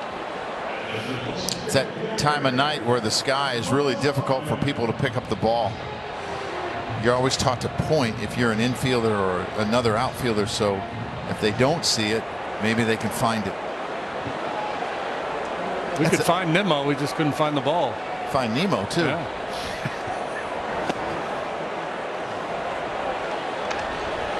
Carrasco, for the first time this year, recording an out after the 5th inning. He pitched to Dandy here last summer. 6th shutout, I believe. Well, the key pitch for him has been his changeup. You know how it's, we talk so much about Hendricks' changeup. His changeup has been outstanding tonight as well. Well, it's interesting, right? He's thrown at 87 miles per hour. His fastball has been 91, 92 for the most part. I've seen a couple 93s go up there, so there's not a big separation. But he really sells a good hand speed, good action on that pitch. Some guys just have the knack, to go in the Wayback Machine of the Cubs, Rick Russell, just to get the ball to sink right as it's getting into the hitting zone, just a little. Guys think they got a beat on it, take a big swing, and beat it into the ground. Big Daddy. Tauchman swings and misses. Alvarez will finish it off. He's thrown the changeup 37% of the time. Now, did his brother have the same ability, Paul? Paul, I don't know. I don't know what Paul featured. What was Paul's nickname? Little Daddy. I don't know. Yeah, there was the Wainers way back, right? Big Poison and Little Poison. Maybe there's Big Daddy and Medium Daddy. Oh, that would have been a thing of beauty, right? Yeah. Just swing to left, hit it to right. Serve in that one. Morel 0 for 2, as mentioned earlier, he has hit in every game. So that hit streak is on the line. Lindor. And the pick at first by Alonso. Carlos Carrasco has set down 7 in a row. We're at the end of 6. It's 5-1. We'll tell you all about it. Cubs Post Game Live. Fellas. Rucker delivers to Lindor. Ball 1. We're in the 7th.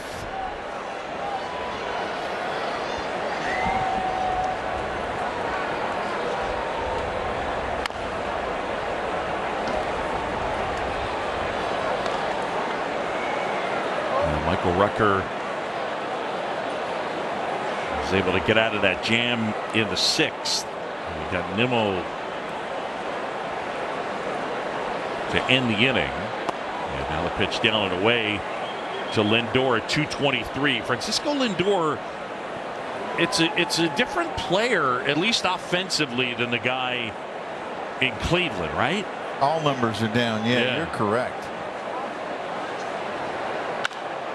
On the ground to the right side, Horner, and it's out number 1. What's the difference in your mind as far as Francisco Lindor and what he's done in New York compared to Cleveland? I don't think that it's age. I don't, because I don't think he's that old, and I think he keeps himself in tremendous shape. I think sometimes it's the pressure of the expectations of playing in New York.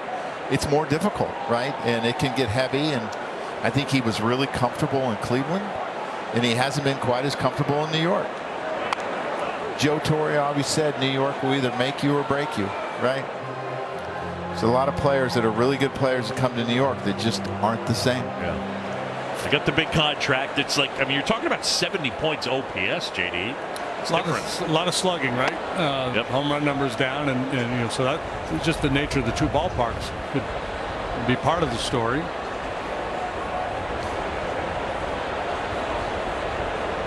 He had 3 consecutive 30 home run seasons playing in Cleveland. Topped out at 38 in 2018. Yeah. He's been an all-star. What's he been an all-star? 4 times. 30 plus last year, though, correct? 26. 26 last year. He played 125 games in 2021. So injuries may be part of the story too. The other way, and McNeil with a hit. Happ up with it. And for Jeff McNeil, his 3rd hit of the night. He can swing it, man. Well, part of the problem is you look at the middle of that order, and they have not got McNeil or Alonso out all night. They've been on base 7 times.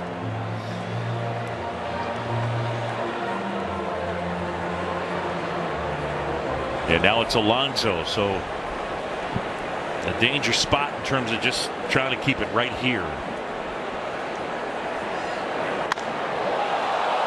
Right field, Suzuki back some more, turning around, and that one is gone. The polar bear the opposite way, his 19th, and the Mets lead it 7-1. And he really has been really impressive in the batter's box here tonight. And this is a little cutter out away from him, probably off the plate, but he's so big and strong he can reach out. Actually, is on the plate. Saw him do a fair bit of damage to the opposite field last year, and he has really enjoyed hitting here at Wrigley Field. I think that's his 8th career home run in this ballpark in 13-14 games. The other thing about Pete Alonso is he's a really good high ball hitter, right? I mean, and it used to be, you used to always say right-handers were good high ball hitters. It's not necessarily the case because they're going above the zone a little bit. But if you don't get it above the zone, he's going to hit it hard.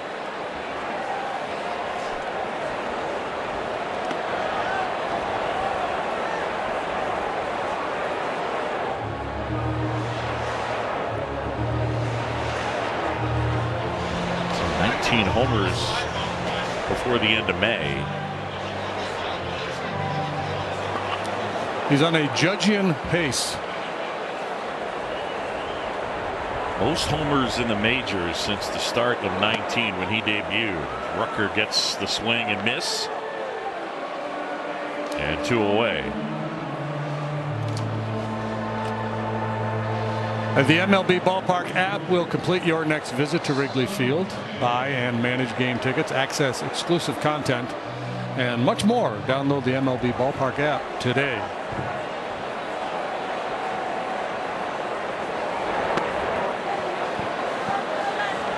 Starling Marte, right-hand hitter at the plate with 2 outs.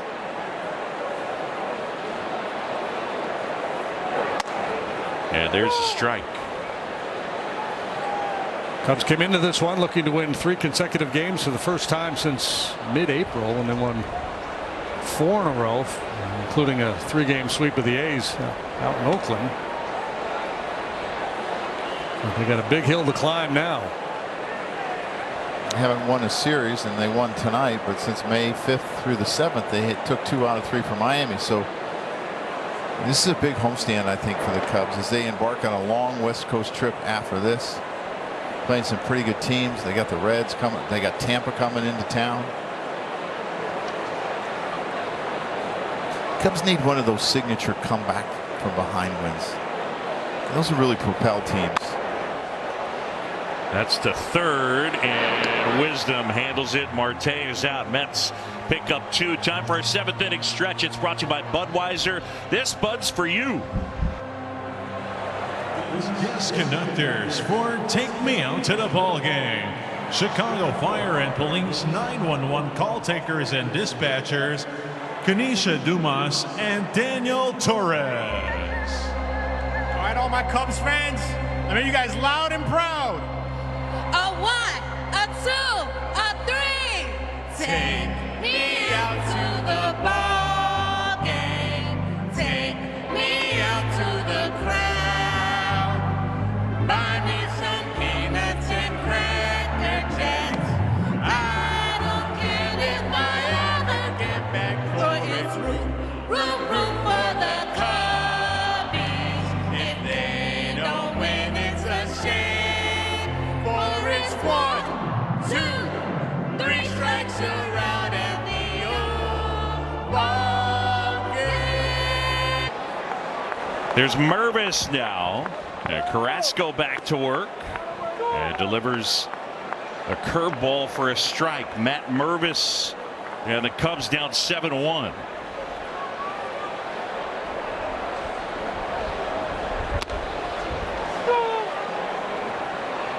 One of the things we talked about with Mervis is it's been pretty clear that teams are not interested in giving him a whole lot of fastballs. If they are, they're out there. They're up and away. There's a bit of a steep swing plane, and that elevated fastball away is a problem. So the challenge for him is adjust to it or just don't swing at it, right? It's part of the learning process for a hitter is learning what you can handle and kind of trying to force the pitcher into your zone. And I think in the minor leagues, you don't see the command, you don't see the velocity. So a lot of times you are able to get out of at bats by them making a mistake. There's a lot fewer mistakes up here, and you have to learn to close your holes up. You have to learn to lay off the pitch, maybe learn to flatten his swing a little bit. I mean, the good hitters that stick around make adjustments.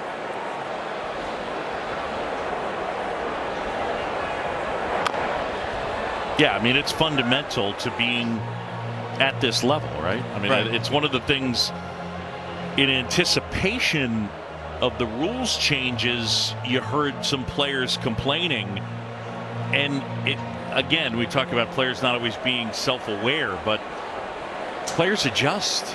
They just do. They'll figure it out, and they have. I mean, especially when you look at something as benign as the rules changes compared to competitive, needing to change a swing, needing to change a pitch.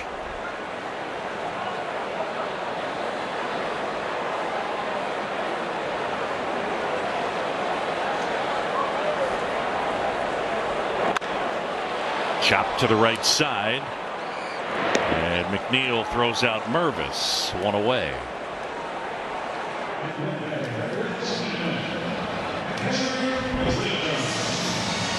So one down, and Patrick Wisdom dancing to the plate as the Cubs are down 6.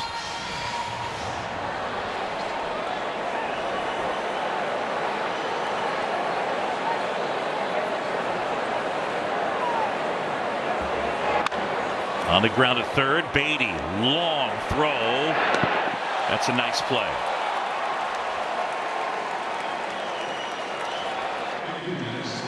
Yeah, there's 2 down. Well, for Patrick Wisdom, you just need a break, right? You need your luck to change a little bit. And he hits this ball hard. This is a nice play by Beatty. He sets himself. He doesn't probably have the strongest arm, but he's accurate. We saw him make a play earlier in the game where he bounced it. Not sure what Pete Alonso's doing there, right? But pretty good stretch. He worked a lot with Troy Tulowitzki in the winter, right? And he learned that he had to get lower as the third baseman to kind of get your head behind the ball. And he's done a really good job. And I think it's really important on the backhand. I think Tulowitzki's part of the Texas Longhorns staff. Beatty is from Austin. This is a Met team that's improved defensively. They were a below average defensive team last year. They've been above average thus far this year. Towards third, just as I say that.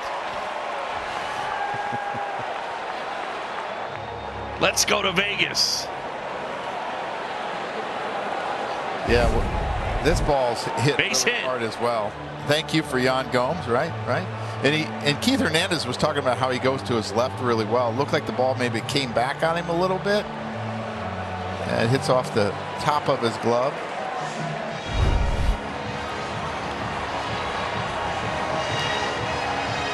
And Adam Ottavino up. Pitching change brought to you by Lakeside Bank. Lakeside Bank Scholars. You can support these programs by purchasing a 50-50 raffle ticket. Adam Ottavino on here. Veteran right-hander has been at it a good long while. Broke in with the Cardinals back in 2010. Doesn't quite have the giddy up on his fastball that he once did. He's got that sweeping slider, tough angle for a right-handed hitter to deal with. He's been pretty good at getting the ground ball. Yeah, his fastball now has a lot of sink. He'll throw a changeup, a cutter as well. 0-2 now. You hear so much talk about the sweeper now and the idea of a slider that gets horizontal movement. And it's a pitch that guys have added, like specifically with pitch design. T-Mac was saying the other day, making the point, he's really one of the first guys that added that pitch on purpose with that horizontal movement. Adam Ottavino is one of the first sweeper guys. Got a lot of good results with it. On purpose, right? I mean, you used to see side armors had it, right? Well, JD makes the point all the time. Back in his day, you always talked about, I want depth on my slider. I want depth on my slider. And then what they determined was that horizontal movement was one of the things that was really effective, and Ottavino took advantage of it. But yeah, kudos to T-Mac. She made that point the other day. Of course, Ottavino, a guy that did time with the Rockies and with the Yankees as well. That one missing. Downstairs, and here's Taylor. Well, just to your point about Ottavino adding that sweeper, going to drive line, putting a lot of work to create that pitch, it really resurrected his career. In 2017, it was the worst year of his career when you look at his numbers. And then the following year, 18, he had a really good year with Colorado. The year after that, he signed with the Yankees and had a good year after that. So that sweeper really helped reinvent himself. Yeah, and he went out to drive line in Seattle, and then he just started doing it on his own he rented a little warehouse that he now owns in Harlem. Got the Edgertronic cameras and all that stuff. Pitch lab type stuff. Swanson hits it hard, but McNeil there. And that's that. We're at the end of 7, and here at Wrigley it's 7-1. Road trip, so it'd be a good idea to bank some W's here. Vogelback hits it hard and through the right side, and he singles off a Rucker. He swung. First pitch, he swung. There are hits on the first pitch, and what happens here is you get a reputation that you don't swing. So pitchers just throw a strike and they get ahead. He tried to get ahead of him, and he hit it. Stolen base comes into play again, JD. Yeah, probably not going. Somebody clip but if that. you need a Somebody please need a clip refrigerator that. moved for you, he's the guy.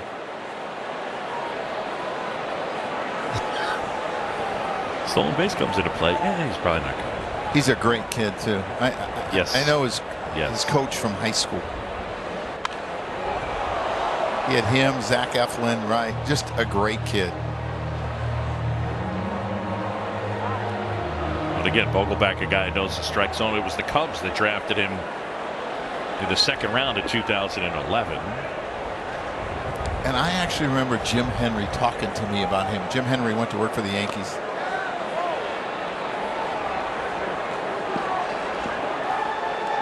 McKenna went too far that time. A strikeout. There's one away here in the 8th.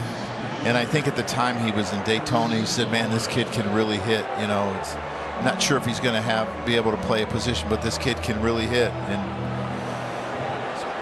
been in the big leagues for a while, DHing. Towards third, and that eats up Wisdom down the line, and that's heading towards the corner. And Vogelback will be held up as the throw comes into Swanson. Alvarez into second.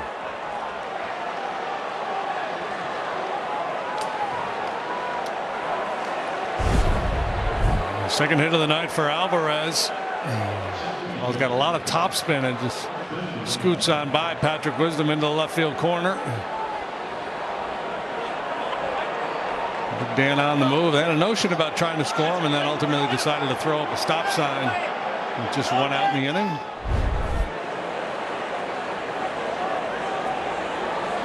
So now it's Nimmo. And he punches that one foul. Nimmo a single, a strikeout, a fly out, and a strikeout. So he's 1 out of 4.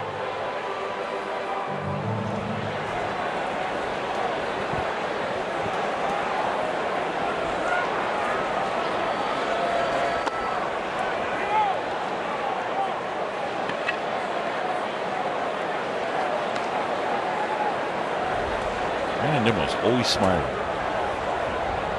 You're on base as much as he would be. I mean, he's like a career 384 on base guy. You'd be smiling too. Yeah, especially if you just signed an 8-year deal. Yeah. Well, he's going to be smiling again. That one is going to keep rolling as Tauchman will pick it up. It'll score 2. Nimmo's going to try for 3. And he's in. All Mets here tonight, 9-1.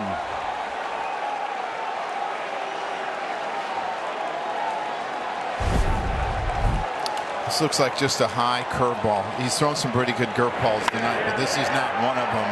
And this one he leaves up. And Nimmo's shown that he can hit a breaking ball. And if you leave it up, he splits the gap. And he's got really good speed, even though he's not a base stealer. He gets out of the box and he's sinking 3 right away. And you see the tight turns that he makes. He never hesitates, never looks at the third base coach. It's his decision. Look to the outfield, see where they are, and make the decision yourself. Too many base runners want to rely on the third base coach there, and if you have to, a lot of times they hesitate, and then they can't go. I'm a big believer you should really never need a third base coach. For anything. Really? No. You should know where the ball is, where the fielders are. Joey Cora, Alex's older brother, third base coach down there.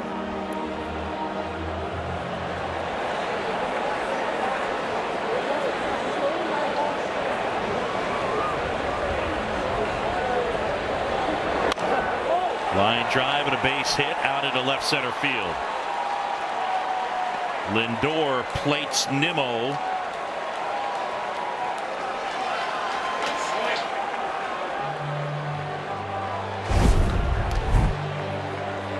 Hit number 13 for the Mets. This is just a center cut fastball right through the heart of the zone.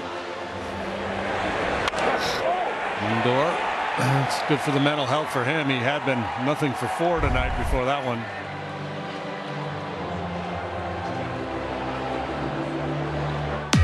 Now's the time for a healthy start. So let's recharge and play. And do what we love with who we love. Together, let's live well.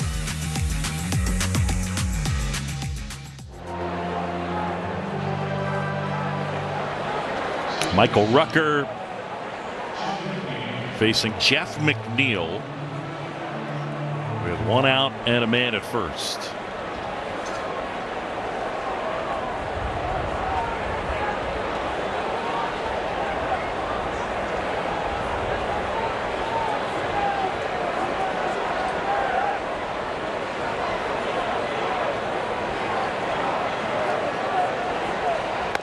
What's the deal with the pocket? Seen a lot of that this year. Umpires telling guys to tuck their pocket in. Well, if you get hit in that pocket that's hanging out, it's not going to count. I had a player that it used to be a little sign for his grandma that he was paying tribute to his grandma. Like Carol Burnett pulling on her ear. Yep. Look it up, kids.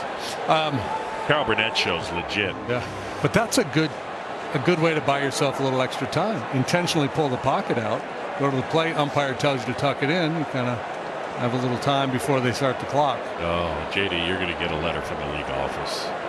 Stop. That's what I said. All the pocket. I've seen a lot of it this year. A lot of pocket stuff. Players are clever. Yeah. Right? I mean, you see catchers sometimes they'll hesitate throwing the ball back to the pitcher, right? Buy him a little bit more time. They're always going to push the envelope. That's what players do. I mean, you think about it. As much as players' hands are checked, pitchers, how many guys we had suspended? 2, 3. Domingo Germán, Scherzer. There's a third, isn't there?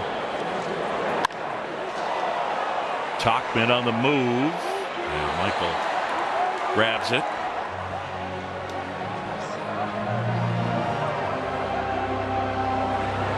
Cubs have Javier Assad up. 2 now. Yeah, Nick Birdie put on the IL the appendicitis. I mean, what kind of luck does that guy have? Yeah, bad. And finally gets called up, and then he has an attack of appendicitis.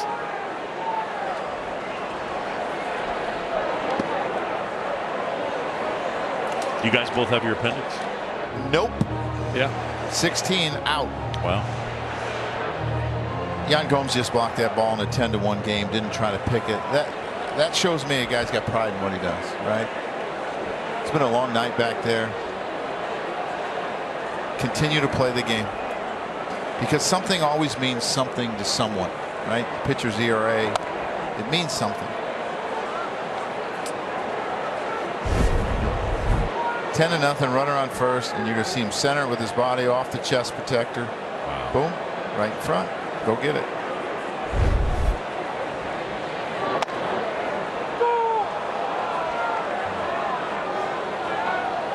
He's had enough practice at it that he's really proficient at it. But there are these games like this, you're like, you don't want to get beat up, but he has pride in what he does.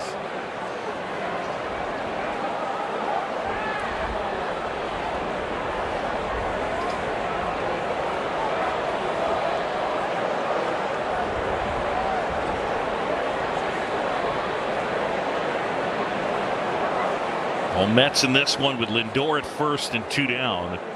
Alonso is homered already. And the home run for Alonso, his 19th. Leads the National League also in RBIs, 45. Was 4th in all of baseball entering tonight. And he's on base safely for the 5th time. 3 walks, a single, and a 2-run homer. I don't think it was David Ross's preference here, but he's going to lift Rucker and bring in Javier Assad. So a pitching change, and it's brought to you by Lakeside Bank. Lakeside Bank, it's about time. The NIL and the transfer portal in college athletics. It's a conversation you won't want to miss, premiering Sunday after the Sky game. Dougie's teaching now. Yeah, he teaches at UConn, but he teaches on TV as well. NIL has changed college athletics. You think? Holy cow. I think the transfer portal's changed it even more, though. I think the transfer portal allows for bigger NIL deals, too. I'd love to hear what Dougie says. Because it's almost become like free agency. Yes. Yep. You're right.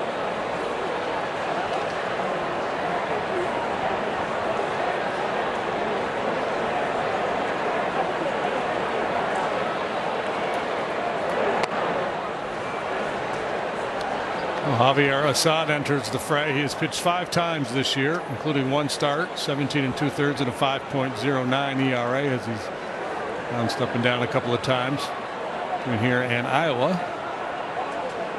4 starts with the I-Cubs and a 3.68 ERA there.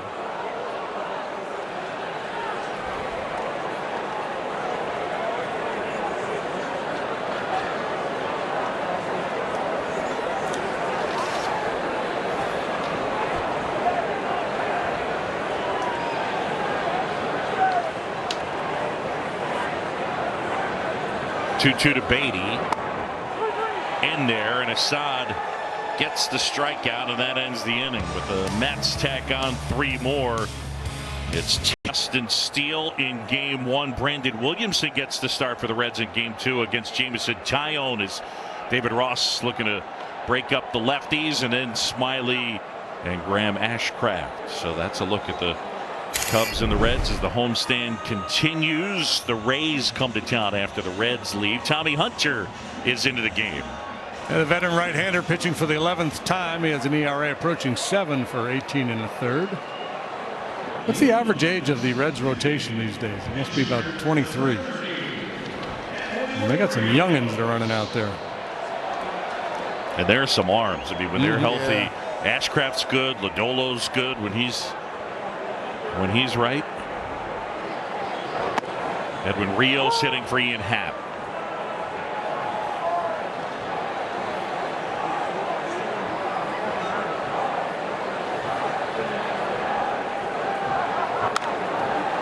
A line drive and caught out of the air.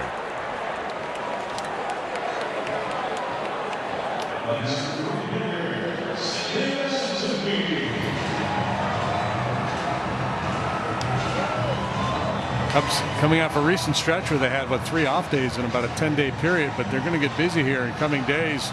Just 1 off day over the next 20. Rossi, he might probably send Assad back out there, but if he wanted to, he could go position player here, trailing by 9 runs to pitch the 9th. I'll be checking on Andy Green's availability.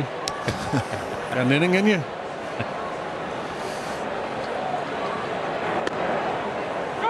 Hunter fires a strike into Seiya Suzuki. Tommy Hunter's a guy that's had to reinvent himself a number of times. I mean, this is a guy that used to throw 98. I mean, he was up in 2008. I mean, he's been doing this a long time. No doubt. Now he sinks it. He throws very few four-seamers. He'll cut it. Just do a lot of different things. I would say he's a survivor. He's made a long career.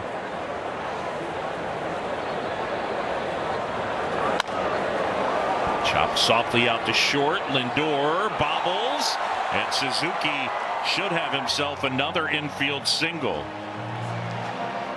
Now, when you're going right, you're going right. I mean, these are kind of things that Patrick Wisdom could use to get him going. But this is just off the end of the bat, and he gets out of the box because he's reaching towards the first base side because he's out in front of it, and Lindor knows he has to rush and just doesn't make the transfer. You see him kind of reach for it, so it's got his momentum going towards first base. Oh, he's smelling hit. Oh, yeah. Oh, yeah. We all get a little faster when we smell hit. I don't think I ever get faster. Oh, you get faster than you think you are when you smell a hit. And that's when they tell you, you know, you run good for a catcher or you run good for a broadcaster. I like JD. I like that. You run good for a broadcaster. Generally, broadcasters not known for their speed. No. Like Tauchman goes too far. They're known more for their intellect.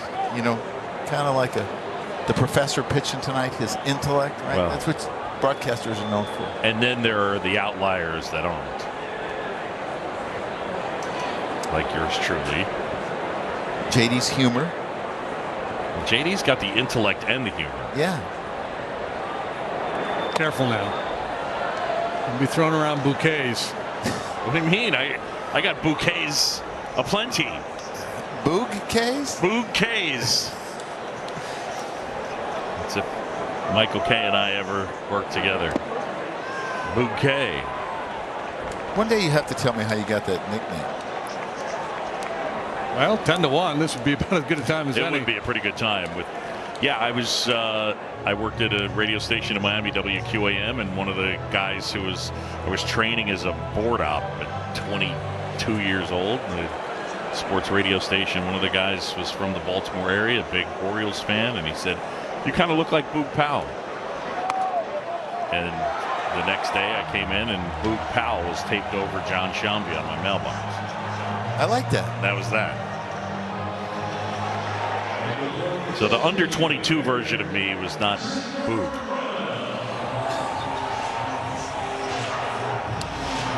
You know, I feel like Christopher Morel, right? When you're swinging and as good as him, sometimes it actually gets you in trouble because you think you can hit everything. And you're in a rush to do damage again because it's so much fun. Patience will become important for this kid. Like that. Because when he gets a pitch he can handle, it's scary.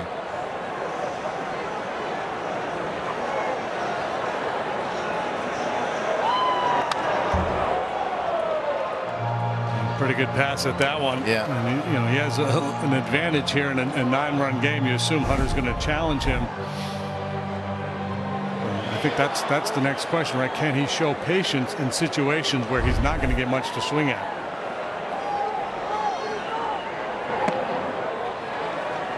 So far, so good this at bat. Earlier off of Carrasco, not so much.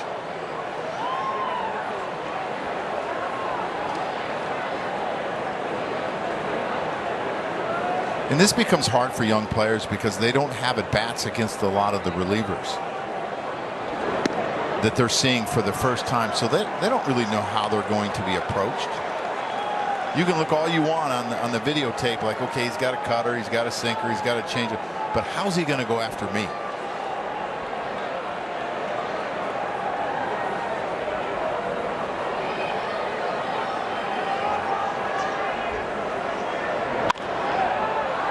To third, Beatty will go to second, and that's what they get.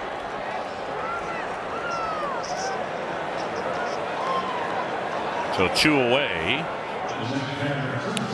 Little maturity out of Beatty where he didn't rush that knowing that he probably wasn't going to turn 2. So make sure you get the good hop, make a good throw to second. Things you want to see from young players where the game doesn't speed up and they try to do too much.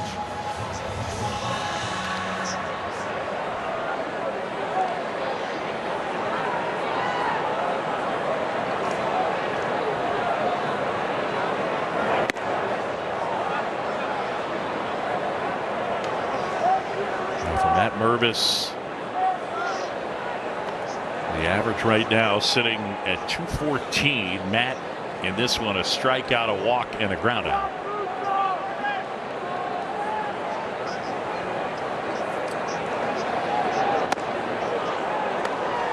There's that elevation that you're talking about. Even though it was a cutter, it was elevated and gave him all kind of trouble.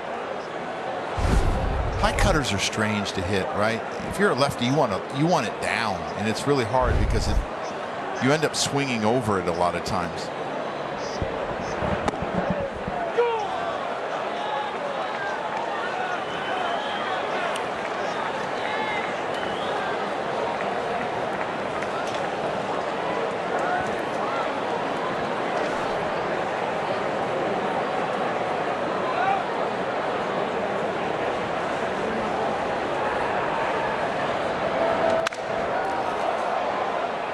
Ooh, foul ball. That one. I mean, not much exit velo on that one. No. You call that a jam sandwich. Look at this cutter get in on him. Whoop. Underneath it. Ouch. Looked like part of his bat came off. Yeah, maybe not.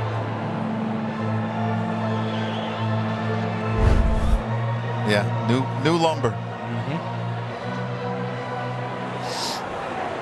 Some good looking rosewood there. Yeah. Now you can See that little bit of lumber coming off? A little toothpick for you. Yeah.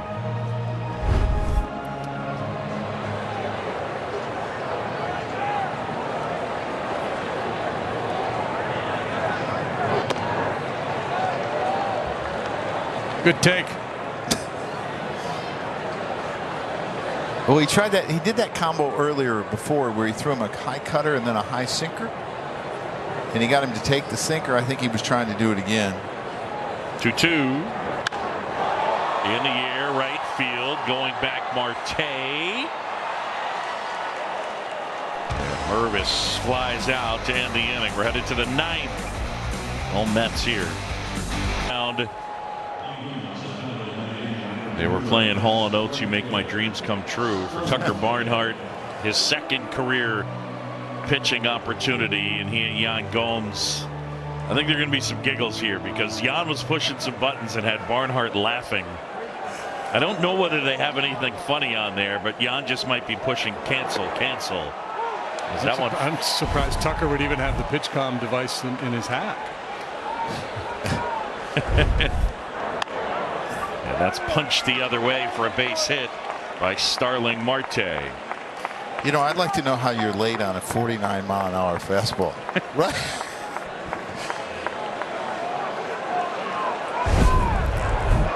A couple hits that he's went that way. Didn't even pick his foot up, right? Tell Tucker, you got to get the ball down a little bit. Flying open.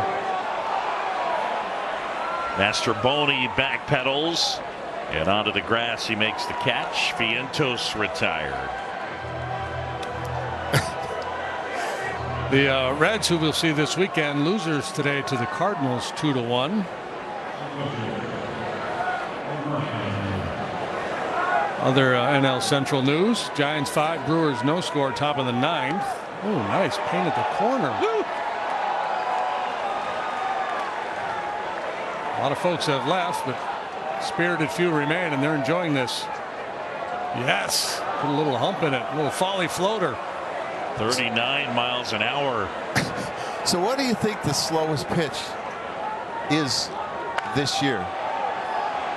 Canada gets a base hit. I feel like a couple of years ago when he was still playing, Brock Holt flipped one up. Something ridiculous. I mean, I've seen some curveballs in the 60s. I don't know if I've ever seen 39. Well, I read once to get it to home plate on a line, you have to throw it at least like 54 miles an hour or whatever, but obviously you can throw a big. What do you mean on a line? Well, like a direct, not put a big hump in it, Okay. not like what he's doing. Got it. I don't know if that's true or not. I read that somewhere. Just throwing It rang true at the time. Oh, baby. Whoa!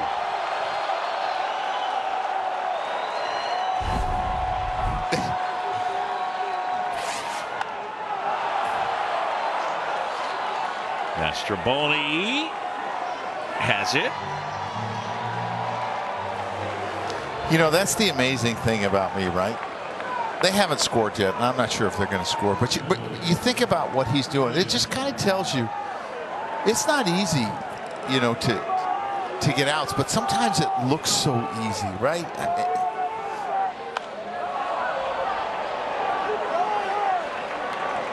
There you go. Suzuki. Closer. Well done.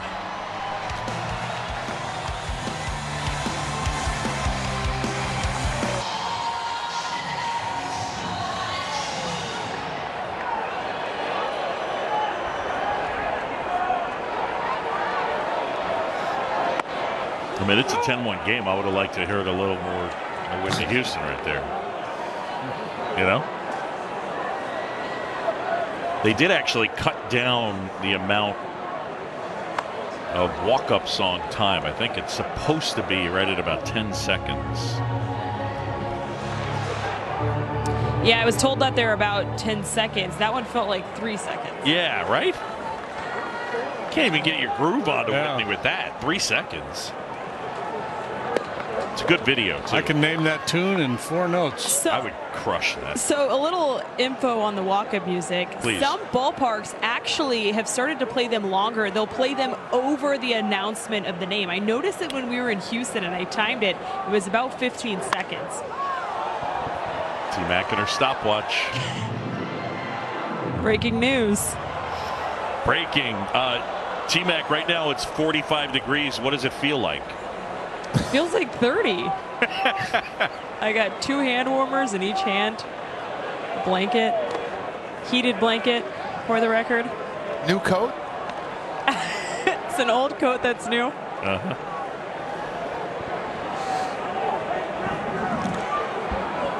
Two hand warmers, one in each hand, which, by the way, is a descriptor that T-Mac needs because she's got hands.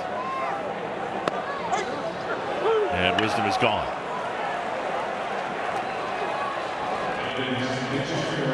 Toast of the Game is brought to you by Binny's Beverage Depot. If you can't find it at Binny's, it's probably not worth drinking. Pete Alonso continues to do a lot of damage against the Cubs, especially here at Wrigley Field. And he and Jeff McNeil back-to-back on base all night long.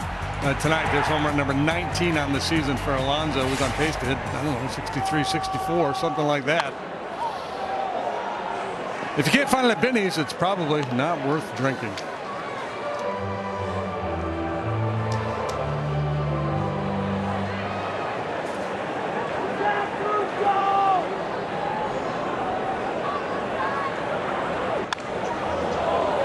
Holmes fouls that one back, 0-2. So Eduardo Escobar out there at short. Vientos stays in at first. Nido is behind the plate, and there's Eduardo Escobar.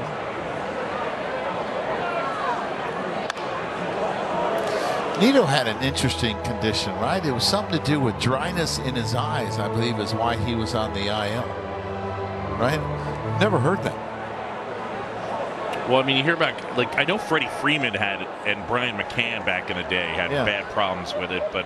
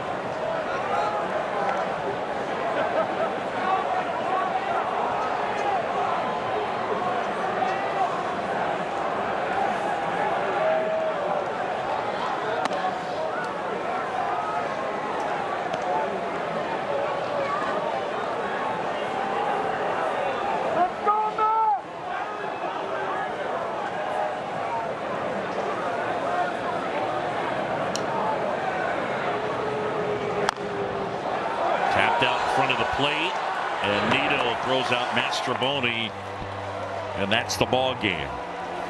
Mets win it 10-1. By the way, slowest StatCast pitch of all time is 30 miles an hour. Just thought I'd sneak that in. Do we know who threw it?